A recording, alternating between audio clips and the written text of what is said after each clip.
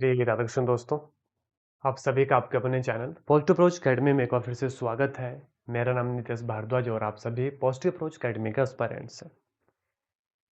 Good evening भाई, very good evening. Priyanka, Bindu, Anmol, Rajni, Tanu Kaundal, Jyoti Thakur, very good evening all of you. Shri Radhakrishna, आ जाओ भाई, फटाफट ज्वाइन कर लीजिए। जैसा कि आप सभी जानते हैं 9 बजे आपकी क्लास लगती है और पहला टॉपिक अलजेब्रा लगभग एक वीक में हमने खत्म किया। ठीक है। तो मान के चलिएगा कि इतना ही समय हमारे हर एक टॉपिक को बच्चों लगेगा, हर एक टॉपिक को 7 दिन 8 दिन 9 दिन जरूर लगा करेंगे। ठीक है। तो अलजेब्रा हमने डिस्कस कर लिया है। आज से हम शुरुआत करेंगे अब किसकी, अब हम पढ़ेंगे रियल एनालिसिस की भाई। किसको डिस्कस करेंगे, रियल एनालिसिस। मैंने आपको पहले भी कहा था भाई 7 ऐसी बुक्स हैं जहां से आप ऐसा समझ लीजिए कि 90% क्या, हाँ 90% सिलेबस वहीं से कवर हो जाता है। 7 ये ऐसी बुक्स हैं शुरू वाली, real analysis, algebra, complex, topology, ODE, PDE. इन्हीं बुक से मैक्सिमम पेपर जो है डलता है भाई। उसके बाद छुटपुट क्वेश्चन डलते हैं अदर बुक से। तो जो शुरू के हम 2 महीनों में या 2.5 महीनों में हम डिस्कस करेंगे वही सबसे ज़्यादा इंपॉर्टेंट आपके लिए बच्चों रहने वाला है। सबसे ज़्यादा इंपॉर्टेंट वही चीज़ें आपके लिए रहने वाली हैं। एक सेकंड दीजिएगा। ठीक है। तो रियल एनालिसिस में देखो बच्चों, आपको देखने को क्या मिलेगा, यहाँ पे एक चीज यहाँ पे गौर करने की है। रियल एनालिसिस का जब सिलेबस देखा जाता है, sequence and series, convergent sequence, subsequence, Cauchy sequence in metric space भाई। मतलब रियल एनालिसिस जितनी भी यहाँ पे है ना, ये एमएससी वाली है एज कम्पेयर टू बीएससी वाली नहीं है। इसमें मीट्रिक स्पेस वाला काम दिया गया। बीएससी का भी है ये मीट्रिक स्पेस, बीएससी में ही है, लेकिन मे बी आपके 4th या 5th सेमेस्टर में होता, अभी मेरे को इतना याद नहीं है। तो मीट्रिक स्पेस वाला है, ना कि वो बिल्कुल बेसिक वाला रियल एनालिसिस ये है कि वहाँ पे जो सीक्वेंस +1 +2 में लिमिट +1 +2 में, वो यहाँ पे नहीं है। वो ये अज्यूम करके चले हैं कि बच्चों को वो चीज़ें आती होंगी। तो कहीं पे अगर कोई वर्ड आपको पता ना चले तो आप मुझसे पूछ लीजिएगा। Is that clear? क्योंकि सिलेबस में जो है वो मीट्रिक स्पेस से रिलेटेड ज्यादातर चीज है। देखो, limit and function in metric space. Metric space होता क्या है, ये मैं सारी चीज आपको बताऊंगा। तो चलिए भाई, आज के इस क्लास को शुरू करते हैं। बहुत ज्यादा कंटेंट है, सुनना मेरे बात ध्यान से। रियल एनालिसिस में ना एक बेनिफिट आपको है, थ्योरी ज्यादा है, कैलकुलेशन कम है। थ्योरी अच्छे से पढ़ ली, टेस्ट अच्छे से याद कर लिए, सीक्वेंस अच्छे से समझ लिया, कॉची सीक्वेंस अच्छे से समझ लिया, इनफिमम सुप्रीमम, ये चीज अगर अच्छे से आ गई, टेस्ट अगर आपको याद होगी, जैसे पी टेस्ट हो गया, कंपैरिजन टेस्ट हो गया, कुछ ये चीज अगर आपने याद कर ली, फिर आप देखना रियल एनालिसिस वाला क्वेश्चन कभी भी एग्जाम में गलत नहीं होगा। और ये ना 2-2 सेकंड वाले क्वेश्चन होते हैं रियल एनालिसिस में।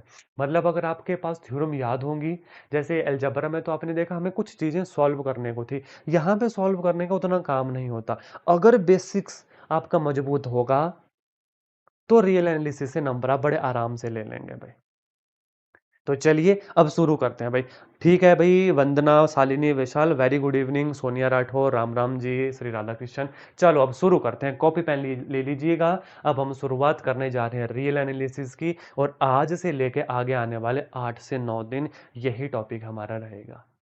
टारगेट रहेगा वैसे तो 7 से 8 दिनों में खत्म करने का, लेकिन जितना समय लगेगा खत्म करेंगे। चलो भाई, सबसे पहले मैं बात करूंगा भाई सीक्वेंस हेड सीरीज में कन्वर्जेंट सीक्वेंस के। बच्चों पहले तो मुझे ये आप बता दो ना, सीक्वेंस पता है आपको क्या होता है, फिर convergent sequence in metric space पे लेकर चलूंगा। इन जनरल सीक्वेंस का पता है जो नॉर्मल +1 +2 का था, यस और नो कर देना फटाफट सारे। इसी बहाने अटेंडेंस भी ले लूंगा सभी बच्चों की, और मुझे आइडिया भी लग जाएगा कितना डीप जाके मुझे आपको ये पढ़ाना है। बता दो, do you know about sequence? Do you know about bounded sequence? Do you know about Cauchy sequence? Do you know about the convergent sequence in normal cases? अगर नॉर्मल केस में आप बताओगे ना, then we will discuss about in metric space. चलो भाई, सभी aspirants know very well, एक दो को छोड़ के, माइनॉरिटी को छोड़ के, मैक्सिमम एस्पिरेंट जो है सीक्वेंस के बारे में अच्छे से जानते हैं। बच्चों जिनको सीक्वेंस का पता नहीं होगा, मैं बीच बीच में आपको बताऊंगा। चलो मैं शुरुआत सीक्वेंस से ही कर देता हूँ, अदरवाइज बहुत समय लगेगा। सीक्वेंस पता क्या होता है, सिंपल भाषा में अगर मैं आपको बताऊं, सीक्वेंस का मतलब होता है जिसमें हम नेक्स्ट टर्म लिख सकें। जैसे ये अगर ए एन सीक्वेंस है तो ये एन, ये सीक्वेंस है। मतलब क्या हुआ, मैं आगे वाली टर्म लिख सकता हूँ 1 2 3 4 सो ऑन। n से समझ ना आए तो इससे समझ लो भाई, n+1, जिससे हम आगे वाली टर्म लिख सकें, that is known as sequence. Simple layman भाषा में समझा रहा हूं, कोई आपको डेफिनेशन नहीं दे रहा आपको। सिंपल, जैसे n+1 तो कितना आ गया, सबसे पहले अगर n में नेचुरल नंबर भी डालूं तो सबसे पहले 2 आ गया, आफ्टर दैट कितना आ गया, 3 आ गया, फिर 4 एंड सो ऑन, इस तरीके से चलता रहेगा। जिसमें हम आगे वाली सीक्वेंस लिख सके उसको कहते हैं सीक्वेंस वे। सिंपल सा फंडा है। बाउंडेड सीक्वेंस, जिसमें बाउंड्री लगी हो, समझ के, बाउंडेड सीक्वेंस का जिसमें बाउंड्री लगी हो, मतलब क्या हो, जैसे चलो एक मैं समझा ही देता हूँ बाउंडेड सीक्वेंस भी।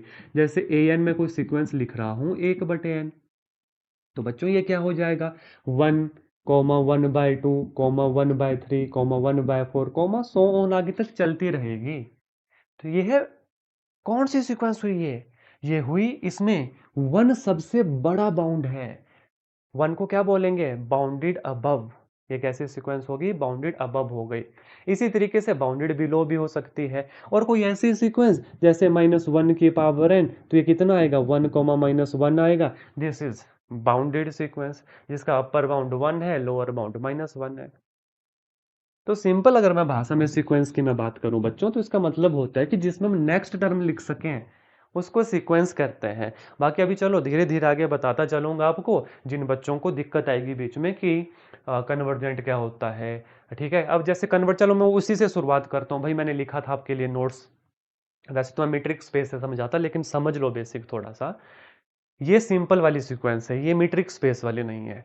अ sequence of real number is said to be converge in real number L, जिसको लिमिट कहते हैं, if there exist epsilon greater than 0, there exist for every epsilon greater than 0 there exist N natural number n belonging to n such that n greater than equal to n, mod of xn minus L is less than epsilon, simply implies कि xn approach करता है limit l को। इसको और अगर मैं simple कर दूं तो जो सीक्वेंस अभी हमने सीखी वो किस लिमिट को कन्वर्ज कर रही है, किसी लिमिट के ऊपर वो जाएगी, that limit is known as L. तो उस लिमिट पे जब वो पहुंच जाएगी तो उसको कहते हैं कन्वर्जेंट सीक्वेंस।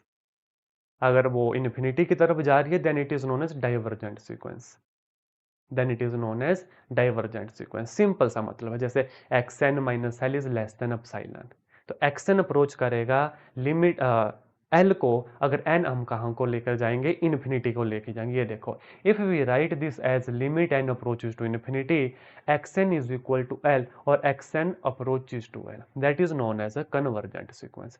डाइवर्जेंट इसका उल्टा चलेगा। ठीक है, सब सीक्वेंस क्या होती है, इसको भी चलो देख ही लो। गिवन अ सीक्वेंस एक्सन, फिर मैं मेन टॉपिक के ऊपर लेकर चलूंगा जो सिलेबस में है, पहले ये पता होना चाहिए।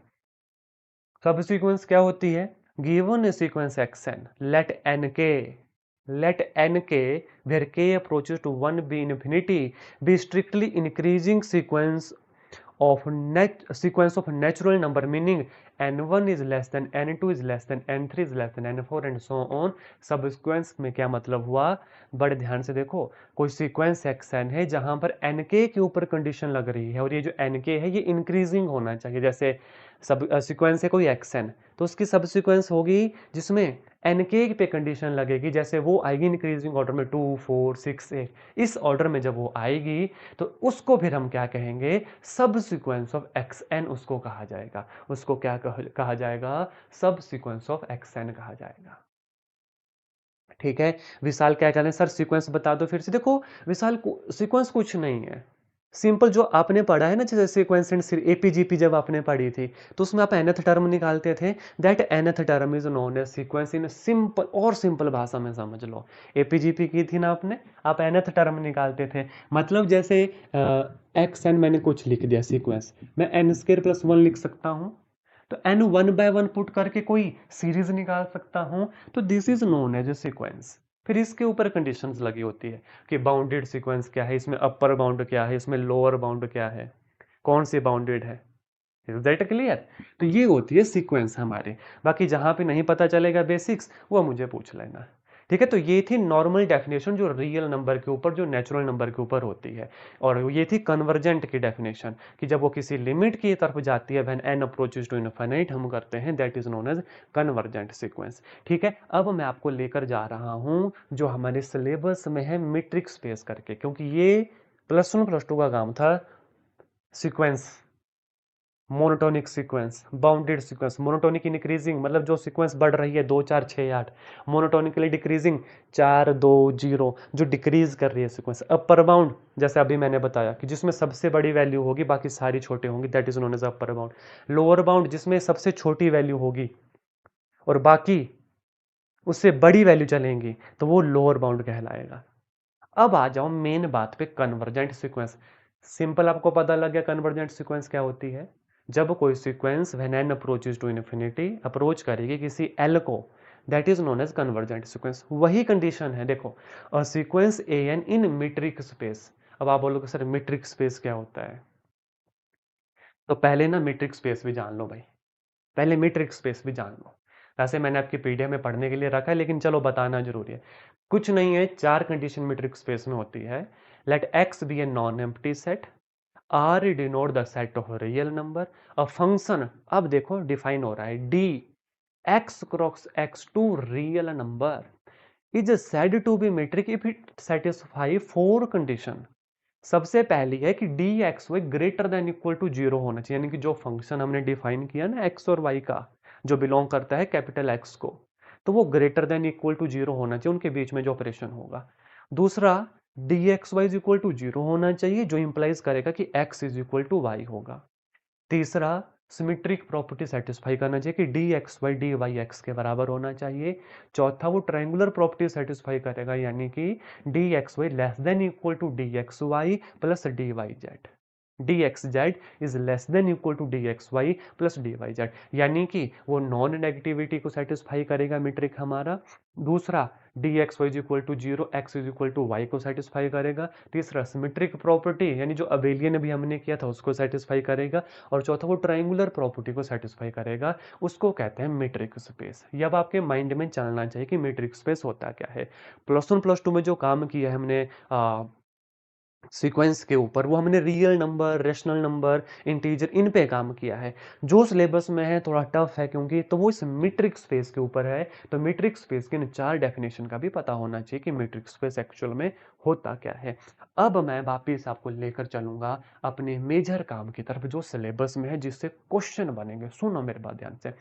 Convergent sequence, a sequence A n in metric space x d. What is x d? वो चारों डेफिनेशन चलनी चाहिए मन में।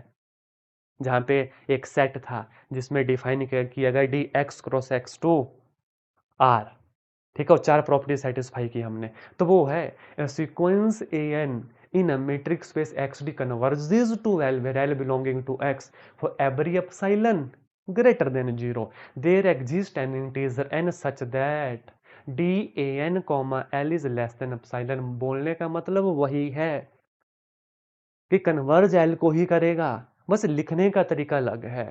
वहां पे रियल नंबर था, यहाँ पे मीट्रिक स्पेस है। डेफिनेशन वही याद रहनी चाहिए कन्वर्जेंट के, तो काम हो जाएगा। डेफिनेशन वही याद रहनी चाहिए कन्वर्जेंट सीक्वेंस की। बाउंडेड क्या होती है? Every convergent sequence is bounded but converse is not true. ये बहुत इंपॉर्टेंट, क्योंकि ऐसे क्वेश्चन रियल एनालिसिस में आपसे पूछे जा सकते हैं। सुन लो ध्यान से।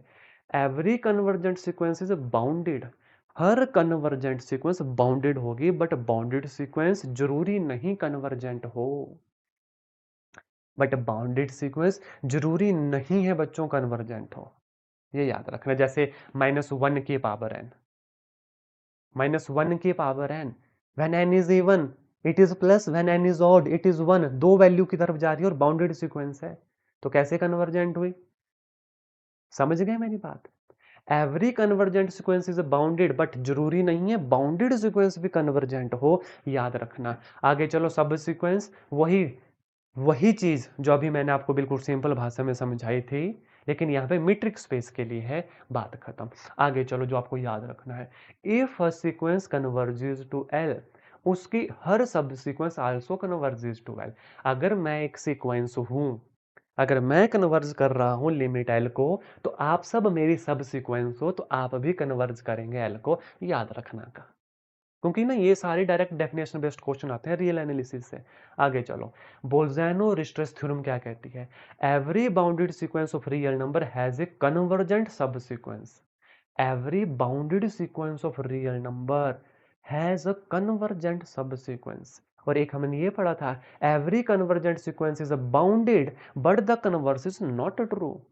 हर कन्वर्जेंट सीक्वेंस बाउंडेड होती है, पर बाउंडेड सीक्वेंस जरूरी नहीं कन्वर्जेंट है। यहां पे हम क्या पढ़ रहे हैं? Every bounded sequence of real number has a convergent सब सीक्वेंस। सेम चीज है, हर कन्वर्जेंट सीक्वेंस बाउंडेड होती है। यहां पे लिखा है हर bounded sequence of a real number has convergent subsequence. याद रहनी चाहिए, डायरेक्ट स्टेटमेंट है। आगे चलो, a sequence converges if and only if upper and lower limit are equal. ऊपर वाली और नीचे वाली लिमिट अगर बराबर है तो वो कन्वर्जेंट है। तो ये तीन चार चीजें आपको याद रहनी चाहिए सीक्वेंस में, कन्वर्जेंट सीक्वेंस में। चलो मुझे छोटा सा यस कर दो। क्लियर हुआ कन्वर्जेंट सीक्वेंस क्या है? वही पुरानी चीज थी, बस रिवाइज करवाया। यहाँ मीट्रिक स्पेस का नाम है। सीक्वेंस क्लियर हो गई, कन्वर्जेंट सीक्वेंस क्लियर होगी, बाउंडेडनेस का पता लग गया, सब सीक्वेंस का पता लग गया। जल्दी से बता दो यस और नो करके। और ये 1 2 3 4 और 5, 5 स्टेटमेंट मैंने आपको करवाई, ये क्लियर होगी। फटाफट सभी बच्चे भाई यस और नो टाइप कर दो, फटाफट सारे भाई, क्योंकि फिर धीरे धीरे आगे चलूंगा। और आज ही की क्लास समझ लो ऐसे बहुत ही इंपॉर्टेंट है, क्योंकि फिर वर्ड ही आएंगे। अगर पता ना चले मैंने सीक्वेंस बोल दिया, मन में इमेज ही ना बने सीक्वेंस है क्या, मैंने बाउंडेड सीक्वेंस बोल दिया, मन में पता ही ना चले बाउंडेड सीक्वेंस है क्या, तो फिर काम खराब है, तो फिर काम खराब हो जाएगा। चलो अच्छी बात है ना, यहाँ तक चीजें क्लियर हो गई। तो ये तो पुराना काम था जो नॉर्मल रियल नंबर के ऊपर है। ठीक है, ये वही काम है, मीट्रिक स्पेस तक हो गया भाई। ठीक है, अब आ जाओ, ये जो हमने डेफिनेशनें पढ़ी और ये जो आपको डेफिनेशनें याद थी ना, ये क्वेश्चन से ज़्यादा क्लियर होंगी बच्चों। यहाँ से बहुत सारी चीज़ें आप सीखोगे। अगर इसी की मैं थ्योरी पढ़ाता रहा ना, सीक्वेंस, सब सीक्वेंस, मोनोटोनिक सीक्वेंस, तो फिर इतनी चीज़ें अच्छे से समझ नहीं आएगी। यहाँ पे कोई वर्ड समझ ना आए ना, तो मुझे बताना, उसको मैं फिर से एक्सप्लेन करूंगा। अब जैसे अभी क्वेश्चन पढ़ लेते हैं, जैसे A n be a sequence of a real number if two subsequence, उसकी हमने कोई सब सीक्वेंस निकाली A2n and A2n plus 1 to converges to same limit then the sequence A n. बताओ भाई सारे, मे और मे नॉट कन्वर्ज और converges 12। बिल्कुल सही जवाब है भाई। सबसे पहले किसका? प्रियंका का, किरण का, इंदुबाला का। बिल्कुल, अगर ए एन कोई सीक्वेंस है रियल नंबर पे और कोई दो सब सीक्वेंस निकल गई और ये कह रहे हैं कि सब सीक्वेंस ही कन्वर्जेंट है, इसका मतलब सीक्वेंस भी तो कन्वर्जेंट होगी। अब इसको बहुत अच्छे तरीके से समझाऊं कि लंबे समय तक याद रहे। मैंने कहा था मैं हूं सीक्वेंस, आप हो कन्वर्ज सब सीक्वेंस मेरे। अगर ये क्वेश्चन आपको आता है, इसका मतलब मुझे भी फिर आ जाएगा ये, क्योंकि मैंने आपको पढ़ाया। समझो बात, मैंने पढ़ने के बाद आपको पढ़ाया, आप थे मेरे सब सीक्वेंस। अगर आपको ये आंसर आ रहा है, व्हाट डज दैट इंप्लाइज कि आपका जो सीक्वेंस है उसको भी आएगा समझ। ऐसे नहीं भूलोगे अब कभी भी आप। तो option number B will be the right answer for this question. Clear हुआ क्वेश्चन? कि आप सब सीक्वेंस अगर कन्वर्ज कर रहे हैं, आप जो सब सीक्वेंस है उसको आंसर आ रहा है बी पे, सारे कन्वर्ज कर रहे हैं, इट मीन जो मैं सीक्वेंस ए एन हूं मैं भी कन्वर्ज करूंगा एल के ऊपर ही, इस सेम क्वेश्चन के आंसर बी के ऊपर ही। बहुत शानदार भाई, क्लियरिटी मिल गई आपको। चलो आगे चलो, देखते हैं कितने बच्चे इसका आंसर करेंगे। आराम से पढ़ना, जल्दबाजी हमें कोई नहीं है। देखो, which of the following statement is false. गलत हमसे पूछा है कि फॉल्स कौन सा है, फॉल्स। देखो बहुत सारी थ्योरम ऐसी हैं जो मैं एमसीक्यूज में डायरेक्ट लेकर आता हूँ। थ्योरम आपको पढ़ाऊंगा, भूल जाते हैं, एमसीक्यूज पढ़ोगे उस थ्योरम का याद आ जाएगा। पढ़ो, every bounded sequence has a convergent सब सीक्वेंस। ठीक, ठीक है, every bounded sequence has a convergent सब सीक्वेंस पढ़ा भाई हमने। चलो ये तो उन्होंने डायरेक्ट ही लिख दिया। चलो दूसरी लाइन पढ़ते हैं। An unbounded sequence can not have a convergent subsequence. ये कह रहे हैं कोई अनबाउंडेड सीक्वेंस है, पर ये बोल रहे हैं उसकी कन्वर्जेंट सब सीक्वेंस भी नहीं होनी चाहिए। An unbounded sequence can not have convergent subsequence. May be not, हमें इस पे क्लैरिटी अभी नहीं मिल रही है। हमें ऑप्शन नंबर बी पे अभी क्लैरिटी नहीं मिल रही है, आगे चलते हैं। ठीक है, तीसरा पढ़ते हैं, सी। अब इस ऑप्शन को छोड़ा, आगे चलो, आंसर आ रहा है, डी आ रहा है, बी आ रहा है, चेक करेंगे। A monotonic sequence converge if and only if it is bounded. What do mean by monotonic sequence? Monotonic बता देता हूं मैं क्या होता है, पता है मोनोटोनिक सीक्वेंस का? जल्दी से बोलो यस और no. Do you know about the monotonic sequence? Monotonically increasing, monotonically decreasing? देखो सुनो ध्यान से, अगर ए एन के बाद जो ए एन प्लस वन आता है, फिर ए एन प्लस टू आता है, और ये ग्रेटर देन और इक्वल टू चलते हैं, ठीक है बच्चों, तो ये होते हैं मोनोटोनिकली इंक्रीजिंग सीक्वेंस। अगर ए एन के बाद ए एन प्लस वन आ जाए और वो डिक्रीजिंग ऑर्डर में चले, ए एन प्लस टू आ जाए, वो डिक्रीजिंग ऑर्डर में चले, उनको कहते हैं मोनोटोनिकली डिक्रीजिंग सीक्वेंस। फिर इसमें आ जाते हैं strictly monotonically increasing, strictly monotonically decreasing. अगर इक्वल टू है देन नॉर्मल है, अगर सीधा लेस देन है then it is strictly monotonically decreasing sequence. ये भी याद रखना आपने, है ना, जैसे वर्ड्स आते रहेंगे मैं बताता चलूंगा। चलो भाई, C option, a monotonic sequence converges if and only if it is bounded. ये भी सही स्टेटमेंट है। कोई भी मोनोटोनिकल सीक्वेंस अगर वो बाउंडेड होगी, it what do mean by that? अब देखो मोनोटोनिकल इंक्रीजिंग है और एक मोनोटोनिकल डिक्रीजिंग है, मतलब एक आगे की तरफ बढ़ रही है और एक आगे की तरफ घट रही है, कहीं ना कहीं अल्टीमेटली जाएगी, कहीं ना कहीं अल्टीमेटली इंक्रीज करे, कन्वर्जेंट करेगी, कहीं ना कहीं पहुंचेगी। और ये कह रहे हैं कि वो बाउंडेड है, वो बाउंडेड है, मतलब उन्होंने अपर बाउंड मान लो एक दे दिया, लोअर बाउंड मान लो उन्होंने जीरो दे दिया, तो कहीं ना कहीं वो जा रही है, कहीं ना कहीं वो कन्वर्ज कर रही है। इट मीन्स ये स्टेटमेंट भी इन्होंने ठीक लिखी है। ऑप्शन नंबर सी भी सही स्टेटमेंट है, ऑप्शन नंबर सी भी हमारे पास सही स्टेटमेंट है। चलो ये भी क्लियर हो गया, ये भी ऑप्शन नहीं है, आगे पढ़ो। The limit of convergent sequence is unique in a metric space. ये मैं बता रहा हूं, ये बिल्कुल सही होता है, यूनिक ही होती है, क्योंकि मीट्रिक स्पेस की दूसरी कंडीशन क्या थी? D of x y is equal to zero when x is equal to y, है ना, वो यूनिकनेस ही तो होती थी। अब देखो हमारा आंसर अपने आप बच गया, that is option number B. तो यही गलत स्टेटमेंट थी, और इस क्वेश्चन का जो सही आंसर होगा वो ऑप्शन नंबर बी ही होगा, वो ऑप्शन नंबर बी ही सही आंसर होगा, क्योंकि हमसे फॉल्स स्टेटमेंट पूछी है। हमसे कौन सी पूछी थी? फॉल्स पूछी थी। तो देखो धीरे धीरे समझो स्टेटमेंट। अब पढ़ते हैं statement B. An unbounded sequence can not have a convergent subsequence. ये बोल रहे हैं कि कोई अनबाउंडेड सीक्वेंस है, can not have convergent subsequence, कि अनबाउंडेड सीक्वेंस के पास कन्वर्जेंट सब सीक्वेंस नहीं होगी।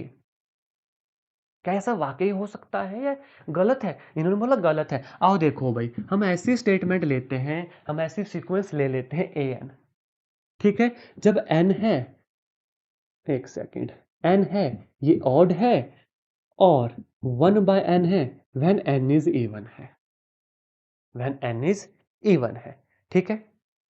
सीक्वेंस इज अनबाउंडेड, देखो इन्होंने क्या बोला, अनबाउंडेड सीक्वेंस। अनबाउंडेड है, एक बटे एन, एक बटे एक, एक बटे दो, एक बटे तीन, एक बटे चार, so on up to. Unbounded है, बाउंडेड तो नहीं है। Unbounded sequence can not have convergent. अगर इवन है और एन अप्रोच टू इन्फिनिटी कर रहा है, this sequence is approaches to zero, इसका मतलब ये तो कन्वर्जेंट हो गई, ये तो लिमिट के ऊपर जा रही है किसी एक, अगर एन को हम इन्फिनिटी भेज रहे हैं, तो है भी अनबाउंडेड सब सीक्वेंस और कन्वर्ज भी हो रही है, लेकिन ये कह रहे हैं can not have a convergent सब सीक्वेंस। भाई हो सकती है, कन्वर्जेंट भी हो सकती है, इसलिए ये स्टेटमेंट हमारी क्या हो गई? फॉल्स हो गई। यस और नो चाहूंगा इस पर्टिकुलर क्वेश्चन के ऊपर। पूरी की पूरी रीजन एनालिसिस का खेल सिर्फ समझने का है बच्चों। अगर अच्छे से समझ ली स्टेटमेंट, अच्छे से समझ लिए वाली थ्योरम में आपने, और माइंड में बिठा ली what is convergent, what is divergent, तो फिर ये सारे क्वेश्चन हो जाएंगे। फटाफट जल्दी से सारे बच्चे बोल दो, जितने भी अभी लाइव हैं भाई, 39 बच्चे लाइव हैं, अभी मुझे सभी का आंसर चाहिए। सबका मतलब सभी का। समझ आया? फिर बीच में नहीं पूछूंगा, जल्दी बताओ।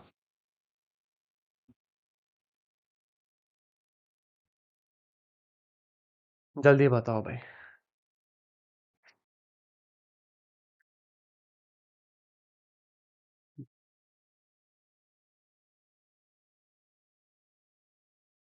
चलो है ना, अब इससे बाद मैं ज़्यादा नहीं बोलूँगा, जिसको रिप्लाई करना है कीजिए, जिसको नहीं करना होगा वो मत करो, है ना।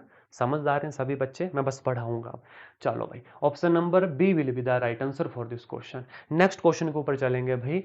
द लिमिट इन्फीरियर यानी लिमिट ऑफ इन्फीमम कह लो एंड लिमिट ऑफ सुप्रीमम कह लो of a sequence A n है -1 की power n 1 + 1 by n respectively. क्या होगा भाई, इन्फीमम और सुप्रीमम। देख के ही पता चल रहा है बच्चों, this is a bounded sequence. ठीक है, क्या है, -1 की पावर n है इनटू 1 + 1 ओवर n है। दो जगह n हमारे पास है, n को इन्फिनिटी पे लेके जाना। हम डेफिनेशन नहीं लगाने बैठेंगे यहाँ पे कि अच्छा हम ऐसे करेंगे xn माइनस कोई भी वैल्यू, ठीक है, l is less than epsilon, हम इस तरीके से प्रूव नहीं करेंगे। वो काम आप बीएससी एमएससी में 3 + 2 5 साल करके आए हो। यहाँ पे आंसर निकाला जाएगा, क्योंकि पढ़ भी हम एग्जाम ओरिएंटेड रहे हैं। ऑप्शन नंबर बी आंसर आ रहा है, चलो भाई चेक करेंगे। Option number B and option number 1। Option number B, चलो देखते हैं कितने बच्चों का सही होगा भाई।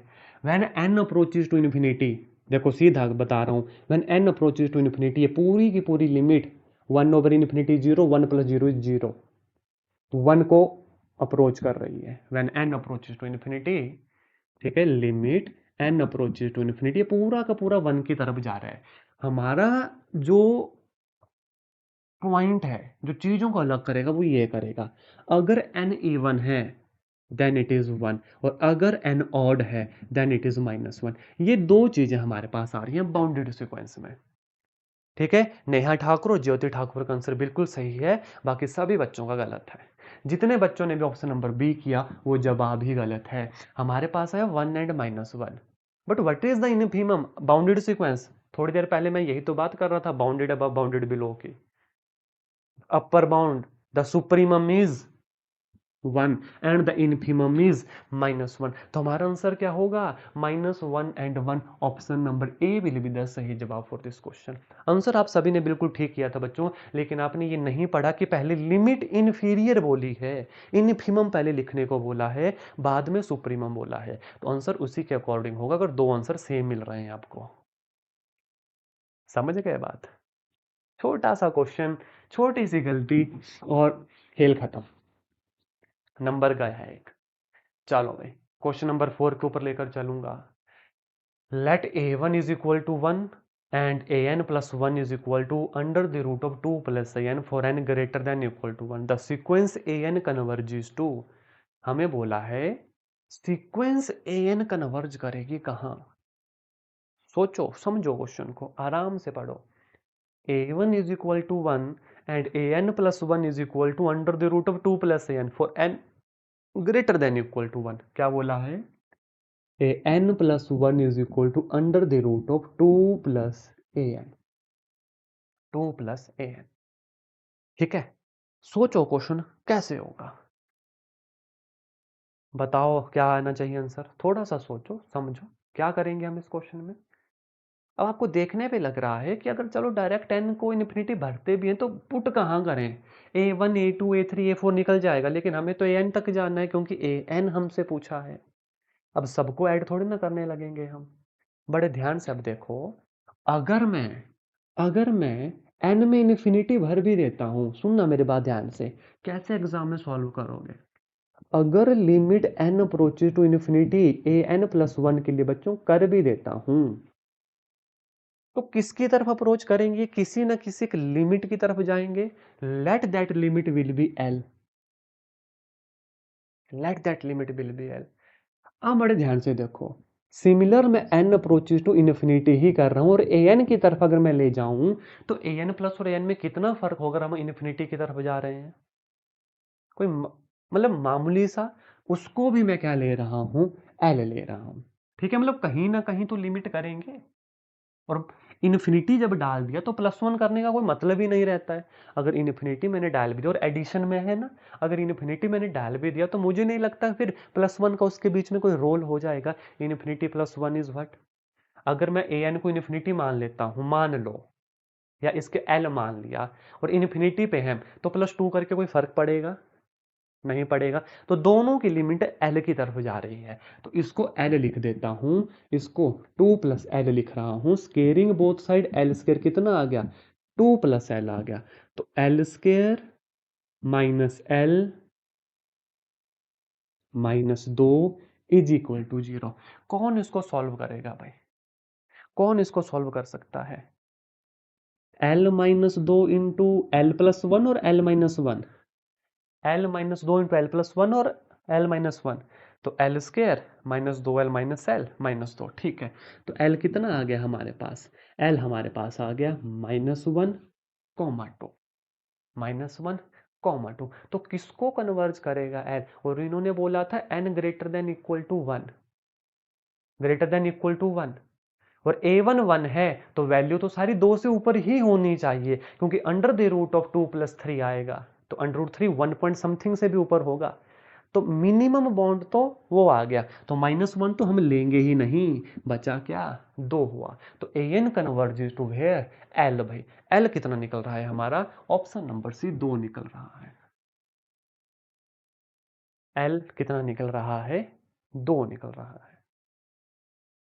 थोड़ा सा सोच समझ के करना। अब मैं थोड़ा देख, मैंने शुरू में बिल्कुल आसान लिए थे, अब धीरे धीरे टफ करता जा रहा हूँ चीजें, जहां पर आपको सोचना पड़ेगा, समझना पड़ेगा।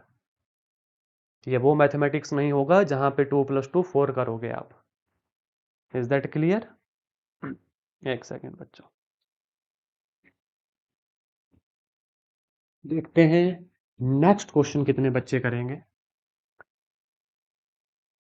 चलो पढ़ना आराम से, क्वेश्चन इजी क्वेश्चन है, लेकिन मीट्रिक स्पेस इंक्लूड किया है।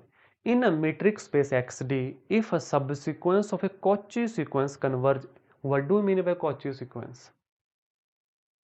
यस और नो बोलो। कॉची सीक्वेंस और one is sequence, second one is Cauchy sequence, क्या होता है जल्दी बोलो, फिर आंसर करेंगे। आंसर तो चलो पता लग ही जाएगा आपको, चलो पहले आंसर कर लेते हैं, फिर कॉची सीक्वेंस के ऊपर आएंगे। In a metric space XD, if a subsequence of Cauchy sequence converges to a point P, then the original sequence is, yes you all are absolutely right, that is option number A. ये direct theorem है बच्चों metric space के साथ Cauchy sequence की, ठीक है, बिल्कुल ठीक है, option number A will be the सही जवाब बच्चों। लेकिन यहाँ पे ना एक नया वर्ड आया, कोची सीक्वेंस, और बार बार आएगा आगे, सीक्वेंस आएगा, कोची सीक्वेंस आएगा, कन्वर्जेंट सीक्वेंस आएगा, तो मन में डिफरेंशिएशन तो हो, what do mean bye Kochi sequence? Anyone, yes और नो कर दो फटाफट। सीक्वेंस आप सभी अच्छे से जान गए, व्हाट इज कोची सीक्वेंस?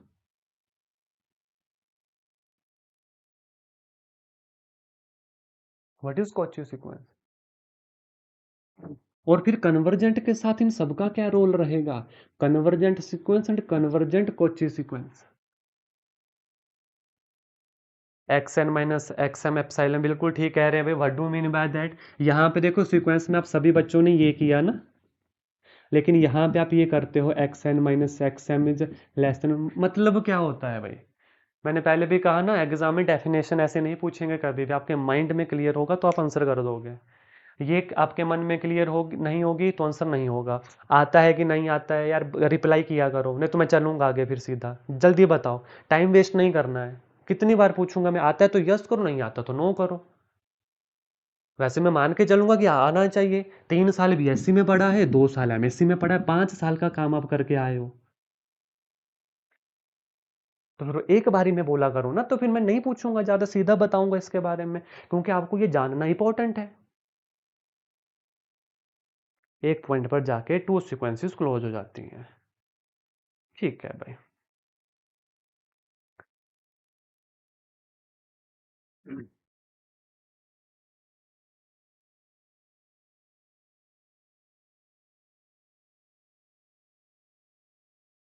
चलो ठीक है, जिनको आता है बहुत अच्छी बात है, जिनको नहीं आता है वो भी अच्छी बात है, मैं बता देता हूँ।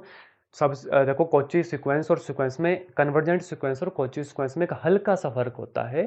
सीक्वेंस का मतलब आपको पता है क्या होता है, ठीक है, अभी मैंने बताया। कोची सीक्वेंस का देखो, मैं एक एग्जांपल देके बताता हूँ, इसके बाद मैं पुराना कुछ नहीं बताऊंगा, ये लास्ट बार मैंने पूछा और खुद से बता रहा हूँ, देखो बड़े ध्यान से सुनना सारे, an, ये मैंने कोई सीक्वेंस जैसे एक बटन ले ली, this is a sequence, this is a sequence भाई, नॉर्मल, ठीक है। अगर मैं यहाँ पे कोई एक लिमिट ले रहा हूँ 0 to 1 के ऊपर, बड़े ध्यान से देखना। अगर n अप्रोचेज टू इन्फिनिटी हम कर रहे हैं, दिस पूरी की पूरी sequence approaches to zero. What does that mean? That mean 1, 1/2, 1/3, 1/4, 1/5, so on to 1/infinity की तरफ हम जा रहे हैं। मतलब हम जीरो की तरफ जा रहे हैं। मतलब हम कहाँ की तरफ जा रहे हैं? हम जीरो की तरफ जा रहे हैं। यह है एक सीक्वेंस हमारे पास। और जो क्या है? जो कि कन्वर्जेंट सीक्वेंस है। सीक्वेंस है बच्चों, और जो क्या है? कन्वर्जेंट सीक्वेंस है। फिर ये कॉची सीक्वेंस क्या होती है? और उसमें ये तो आ गया ऐसा, x n minus L is less than epsilon, बहुत छोटा छोटा फर्क जाएगा आगे।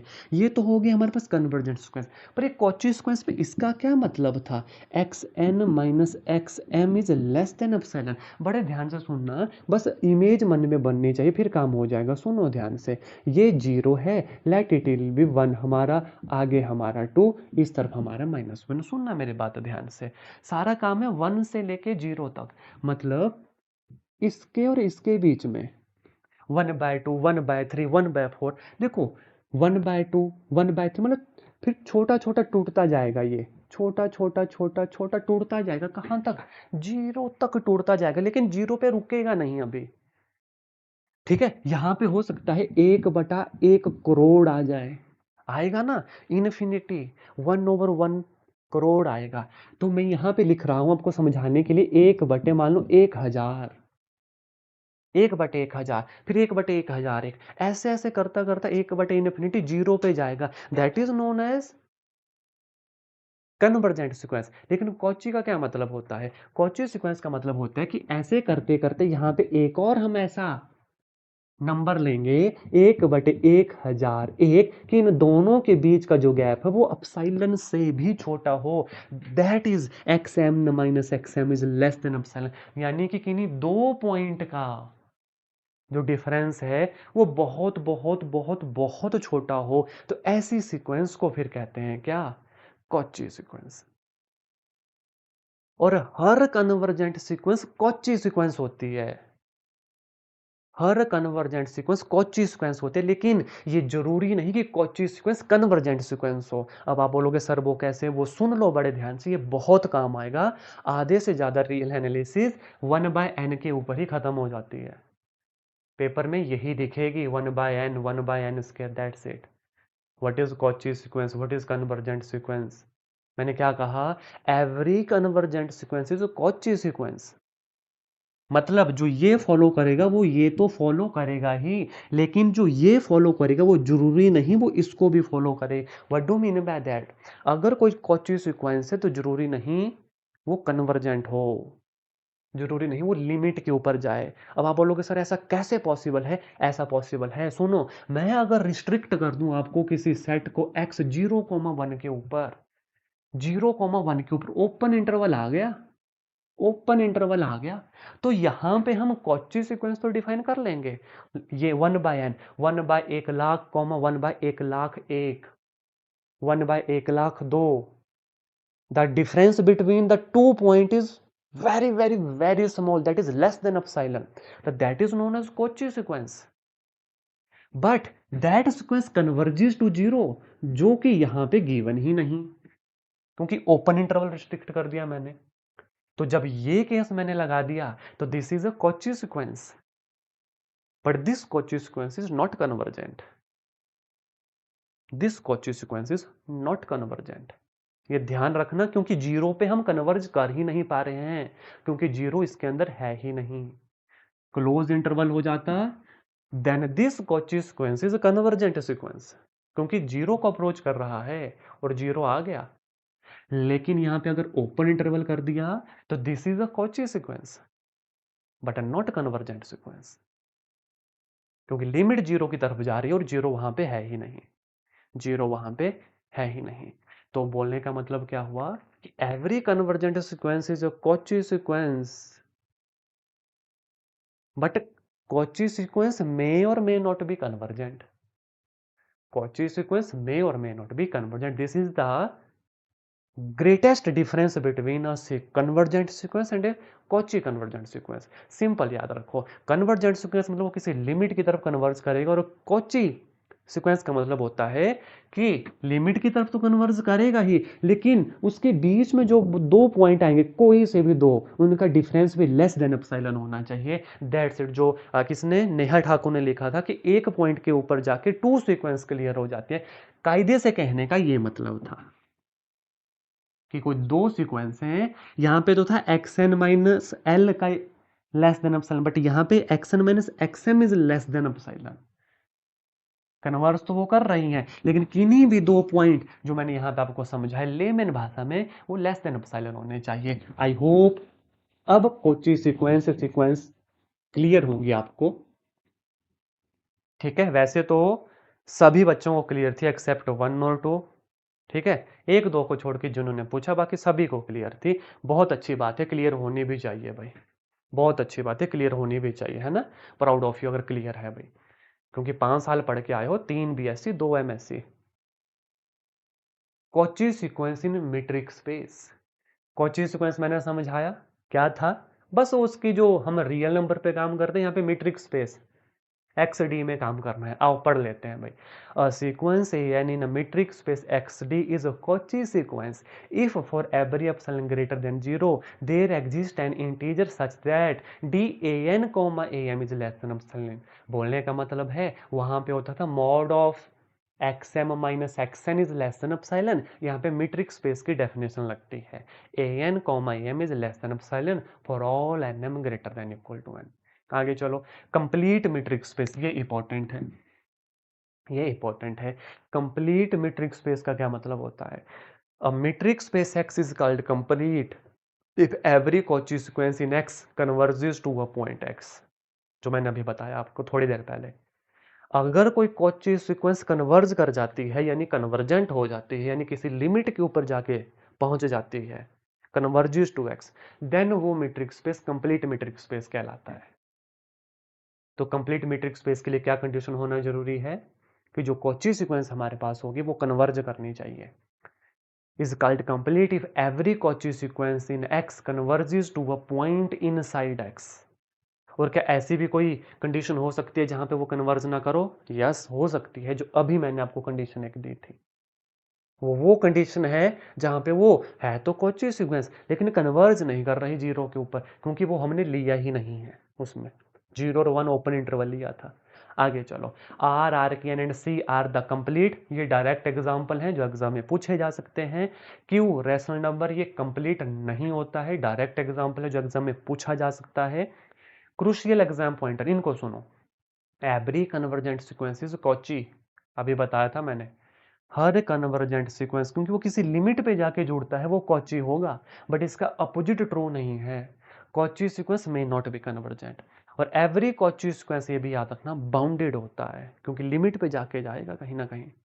एवरी कॉची सीक्वेंस क्या है? बाउंडेड है, याद रखना। आगे चलो, in a complete metric space a sequence converges if and only if it is Cauchy. In a complete metric space, a sequence converges if and only if it is Cauchy। फिर से देखो, ये बोल रहे हैं किसी मीट्रिक स्पेस में अगर कोई सीक्वेंस कन्वर्ज कर रहा है, if and only if it is Cauchy, याद रखना। चलो भाई आगे, यह है Cauchy general principle of convergence. अब देखते हैं इसके ऊपर बेस्ड जो क्वेश्चन हमसे पूछे जा सकते हैं, जो क्वेश्चन हमारे बन सकते हैं, देखते हैं कितने बच्चे इसका आंसर करेंगे। Which of the following metric space is not complete? R हमने पढ़ लिया कंप्लीट है, सी हमने पढ़ लिया कंप्लीट है ना। ये तो देखो डायरेक्ट एग्जांपल, आर और सी तो कंप्लीट है। हमें पता था क्यू कंप्लीट नहीं है, लेकिन ऑप्शन में क्यू तो है ही नहीं, ऑप्शन में क्यू तो है नहीं। तो ऐसा कोई और metric space? The open interval 0 1 with standard metric, the closed interval 0 1 with standard metric. वही बच्चों जो मैंने रियल वाले केस में आपको एग्जांपल दे दिया, यहाँ पे मीट्रिक वाले केस में एग्जांपल था। कोची सीक्वेंस ओपन इंटरवल 0 1 में, इसका एग्जांपल 1/n ही है। इसका एग्जांपल जो मैंने पीछे समझा दिया आपको, कोची और कन्वर्जेंट में, नॉर्मल सीक्वेंस में, क्या grand approaches to infinity, zero के ऊपर तो जा रही है, और कॉची भी सीक्वेंस है, लेकिन इसमें जीरो इंक्लूड ही नहीं। तो x के अंदर ऐसी कोई वैल्यू आ ही नहीं रही कॉची की जो कन्वर्ज कर रही है। तो इन्होंने क्या बोला, विच of the metric space is not complete?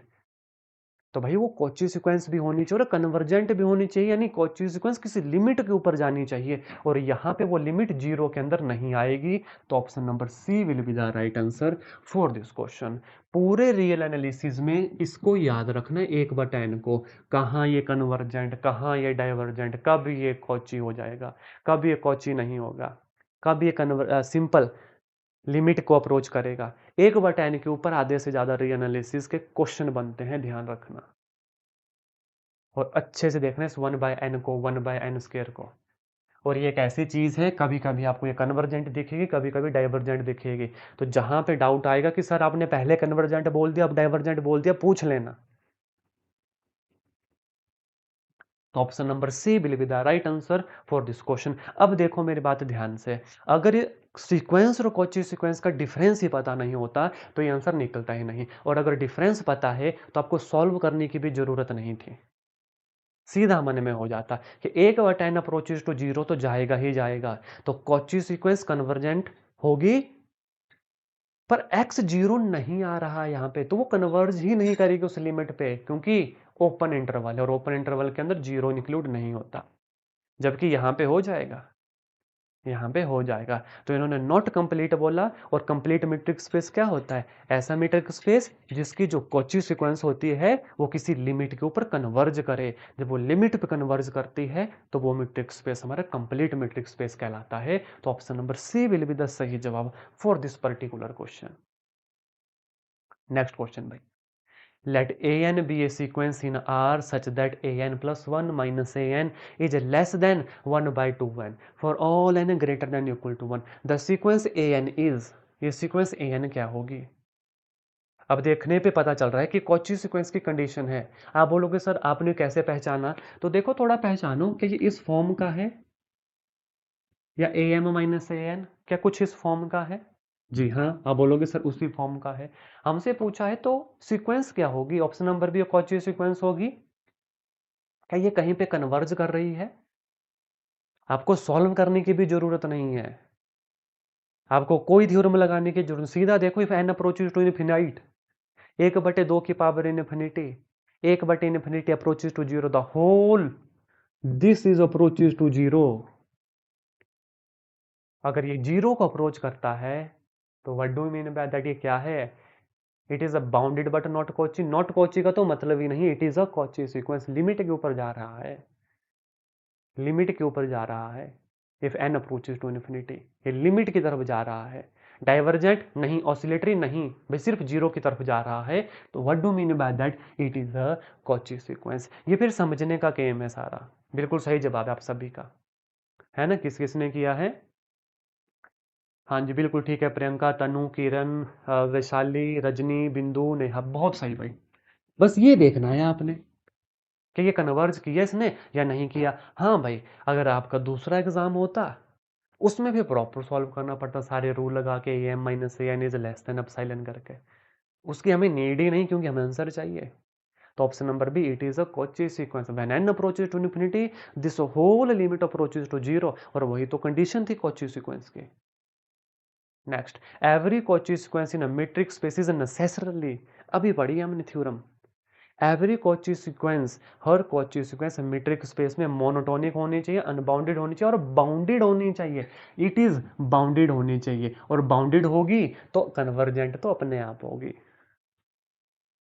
Bounded होगी देन इट इज कन्वर्जेंट होगी। तो मेन कंडीशन क्या है किसी कॉची सीक्वेंस को मीट्रिक स्पेस में जाने की, इट इज बाउंडेड। सभी का जवाब बिल्कुल सही है, option number C will be the right answer. अगर ये डेफिनेशन क्लियर है ना तो देखो आंसर अपने आप निकल रहे हैं आपके, और ऐसा ही होगा आगे भी। हाँ जी, every bounded sequence is convergent.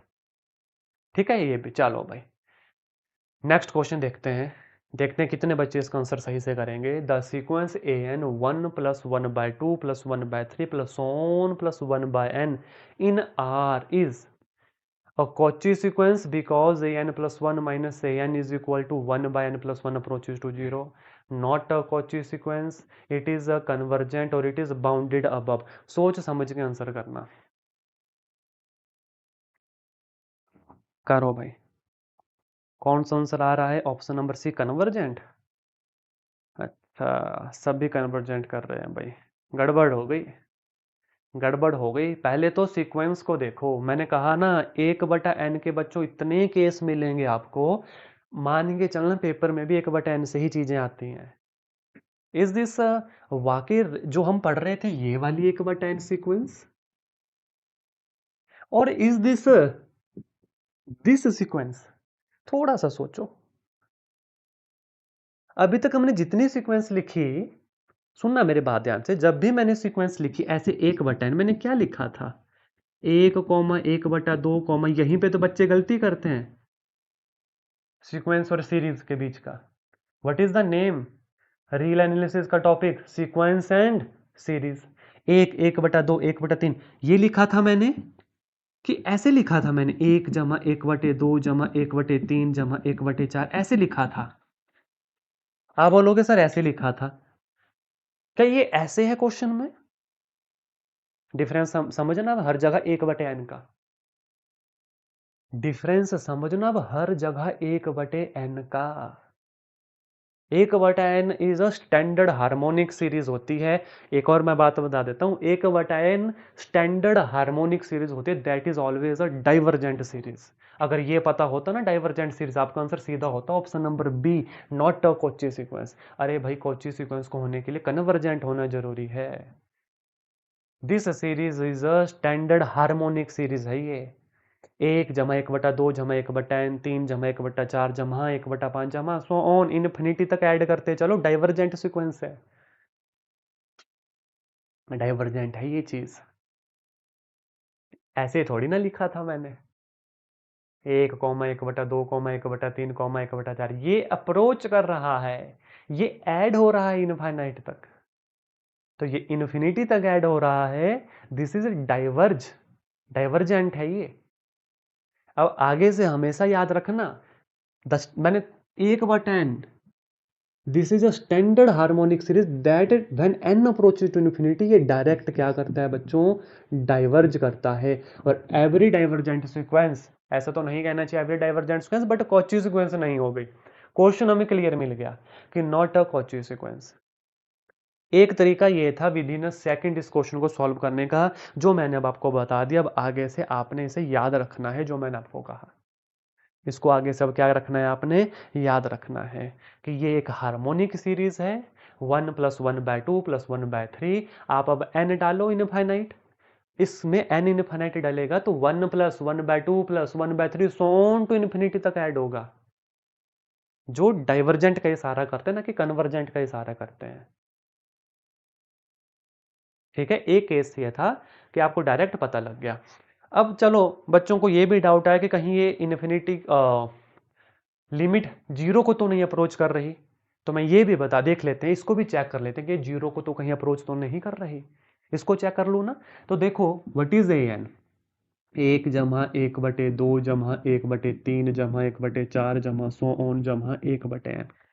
ठीक है, तभी मैंने कहा थ्योरी क्लियर होगी ना, आंसर सेकंडों में निकलेंगे। अदरवाइज आप सोच भी सकते हैं, जैसे आपने बहुतों ने आंसर किया ना कि जीरो को है, ये चेक करेंगे वाकई जीरो को जा रहा था ये। an+1, या an+1 को देखना मैं क्या लिख रहा हूं, a2n 1 + 1/2 + 1/3 + 1/4 + सो ऑन + 1/n, इसके बाद n+1 + n+2 so on n+n 1/2n, इसलिए a2n मैंने इसको लिखा। ठीक है, इससे ना थोड़ी सी चीज और क्लियर होंगी। Mod of a2n minus an, कर दो माइनस, कितना आएगा? यहां से यहां तक तो ये सारी कैंसिल आउट हो गई। ठीक है, अब मैंने अगर an+1 लिया होता ना तो थोड़े समझाने में दिक्कत आती, इसलिए मैंने a2n ही कर दिया यहाँ पे, ताकि an+1 की आगे वाली टर्म में भी आपको बता सकूं। कायदे से हमें इन्फिनिटी तक जाना है इन द एंड। ठीक है, तो मैंने आगे वाली टर्म आपको समझाने के लिए लिखी। अब देखना भाई, तो ये कितना आएगा? ये आएगा 1/n+1 plus 1/n+2 plus so on plus 1/2n। ठीक है, यहां तक भी चलो आपको क्लियर हो गया। मुझे बताओ ये बड़ा है, ये बड़ा है, या ये बड़ा है? थोड़ा सोच समझ के आंसर देखो। अगर n में 2 डाल देता हूं तो 4 होगा, ये कितना आएगा, 2 जमा 1 3 होगा। ठीक है, मतलब बड़े ध्यान से देखना, एक सेकेंड, बड़े ध्यान से देखना। एक जगह मैं लिख रहा हूँ 1/n+1, एक जगह लिख रहा हूँ 1/2। मैं सबको ना कंपेयर करने जा रहा हूँ। 1/n-2, 1/2n। वैसे तो पहले से ही कंपेयर हो जाएगा। अगर n में एक डालूं, चलो तब तो बराबर हो जाएगा। n में 2 डालता हूँ, सुनना मेरी बात ध्यान से। ये 1/3 आएगा, ये 1/4 आएगा। जो हमेशा बड़ा होगा ना 1/2n से, हमेशा बड़ा होगा। तो मैं इन सबकी जगह 1/2n ही लिखने जा रहा हूँ, क्योंकि ये सारे बड़े हैं किससे, 1/2n से। n जैसे जैसे बढ़ाऊंगा, अगर 1/n-3 करूंगा तो यहाँ पे भी n की वैल्यू बढ़ेगी, n की वैल्यू बढ़ेगी ना। तो मैं ये हर एक वैल्यू 1/2n से क्या है, बड़ी है। तो इसको मैं फिर ऐसे लिख रहा हूँ, इट इज लेस देन और equal to 1/2n, 1/2n, so on 1/2n, which is less than और इक्वल टू 1 जमा 1 n/2n, which is less than और इक्वल टू n से n गया 1/2। अरे भाई ये तो 1/2 की तरफ जा रहे थे, ये तो इन्होंने 1/(0) की तरफ भेजे हुए हैं। ये किसकी तरफ भेजे, ये तो 0 की तरफ इन्होंने भेजे। अगर आप ऐसे भी चेक कर लेते तो भी आपको पता लग जाता कि ऑप्शन नंबर ए सही नहीं था। आपको डाउट होगा ऑप्शन नंबर ए में ही कि भैया अगर एक कॉची सीक्वेंस है तो लिमिट जानी चाहिए कहीं ना कहीं। अगर जा तो रही है लेकिन 1/2 की तरफ जा रही है, ना कि 0 की तरफ जा रही है। एक तरीका ये था, लेंथी वन था। दूसरा तरीका था कि देख के हमें पहचान आनी चाहिए थी कि ये कैसी सीरीज है। ये वाली सीरीज है बच्चों, याद रखना, जो एक डाइवर्जेंट सीरीज होती है, इसका नाम होता है हार्मोनिक सीरीज।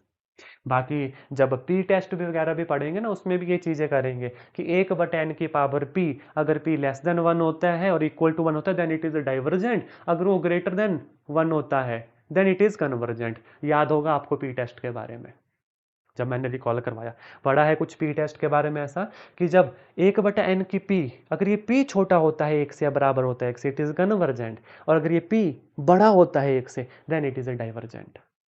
मैं माफी चाहूंगा, उल्टा बोल दिया मैंने। लेस देन और इक्वल टू 1 है, then it is a divergent. और ग्रेटर देन 1 है, यानी 2 3 1/p(n²), 1/n³ ये सारे कन्वर्जेंट है। तो वहां से भी इसको कर सकते हैं, लेकिन उनके पीछे ये सिग्नेचर लगा होता है, ये साइन, ना कि ये वाला साइन लगा होता है। ये थोड़ा ध्यान रखो, इसमें ऐड होते हैं, इसमें कॉमा लगता है सीरीज में, जो मैंने बताया था। तो ये थोड़ा सा ध्यान रखना 1/n को लेकर, कि कब 1/n 0 को अप्रोच कर रहा है, कब 1/n इन्फिनिटी की तरफ जा रहा है, यानी डाइवर्जेंट हो रहा है। यही था मेन मकसद आपको बताने का 1/n को लेकर, कि सीक्वेंस क्या होती है, और ये जब सिग्मा लग जाता है तो फिर क्या कहानी हो जाती है। नेक्स्ट क्वेश्चन भाई, थोड़ा सा टफ वन है, आराम से सोचेंगे, सीधा आंसर है वैसे तो। आओ, विच of the following statement is true regarding Cauchy sequence. भाई कॉची सीक्वेंस के बारे में कौन सी स्टेटमेंट सही होनी चाहिए। A sequence can be Cauchy in one metric space but not Cauchy in equivalent metric. Is this possible? नहीं भाई, अगर वो एक मीट्रिक स्पेस में है तो उसके इक्विवेलेंट में भी वो कॉची ही होनी चाहिए। तो ऑप्शन नंबर 1 तो गलत कह रहे हैं भाई। इन्होंने कहा कि not Cauchy in the equivalent metric, नहीं भाई, उसके इक्विवेलेंट मीट्रिक में भी वो कॉची ही होनी चाहिए। आगे चलो भाई, continuous function always map Cauchy sequence to Cauchy sequence. हाँ जी भाई, हमसे क्या पूछा, which is true. Cauchy continuous function always map Cauchy sequence to Cauchy sequence, नहीं। चलो भाई, तीसरा, यूनिफॉर्म, ये what do mean by the continuity and uniform continuity. अब यूनिफॉर्मली से याद आ गया, यस और नो पता है, what do mean by continuous and uniform continuous. वैसे तो मैंने बोला था कि मैं पूछूंगा नहीं आपसे, लेकिन चलो भाई पूछना पड़ेगा, है ना। ये बेसिक्स है बच्चों, ये अज्यूम करूंगा कि ये आपको आना चाहिए। वैसे ये सभी बच्चों को आना चाहिए कि what do mean by the continuous function and non uniformly continuous, क्योंकि यही सारा काम था जो ग्रेजुएशन पोस्ट ग्रेजुएशन में पढ़ा है। और अब आप एक्सपेक्ट करते हो मुझसे कि मैं इसे 5 महीने के कोर्स में आपको इतना डिटेल में बताऊं। Are you expecting.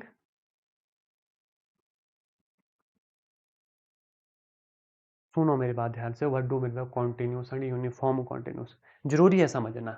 वैसे मेरे बताने का नहीं था, लेकिन अगर ये चीज़ों की इमेज मन में नहीं बनेगी तो ऐसे क्वेश्चन रियल एनालिसिस के, क्योंकि क्वेश्चन आपको बनेगा सीक्वेंस, कॉची सीक्वेंस, यूनिफॉर्म और सीधा कॉन्टिन्यूस फंक्शन और यूनिफॉर्म कॉन्टिन्यूस फंक्शन से। अगर ये बातें ही मन में नहीं होंगी तो फिर काम नहीं होगा। तो सुनो, बड़े बड़े भरी बहुत आराम से एक बहुत आसान से एक एग्जांपल देता हूँ। कॉन्टिन्यूस का मतलब पता क्या होता है? जैसे कि पहले यूनिफॉर्म का समझें। जैसे कोई 2x हमारा फंक्शन है, जैसे कोई 2x फंक्शन है, इसकी वैल्यू में जो मर्जी डालूं हमेशा 2 का फर्क होगा।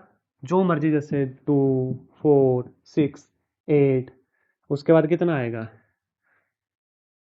10, सो ऑन, हमेशा हमेशा हमेशा हमेशा 2 का फर्क होगा। यानी इसका अगर कहीं ग्राफ बनाने में चलूं बच्चों, जैसे 2, 4, मतलब एक स्मूथ ग्राफ होगा। अगर मैं ऐसे बात करूं 2, 4, 6, 8, मतलब कुछ इस तरीके का ग्राफ होगा।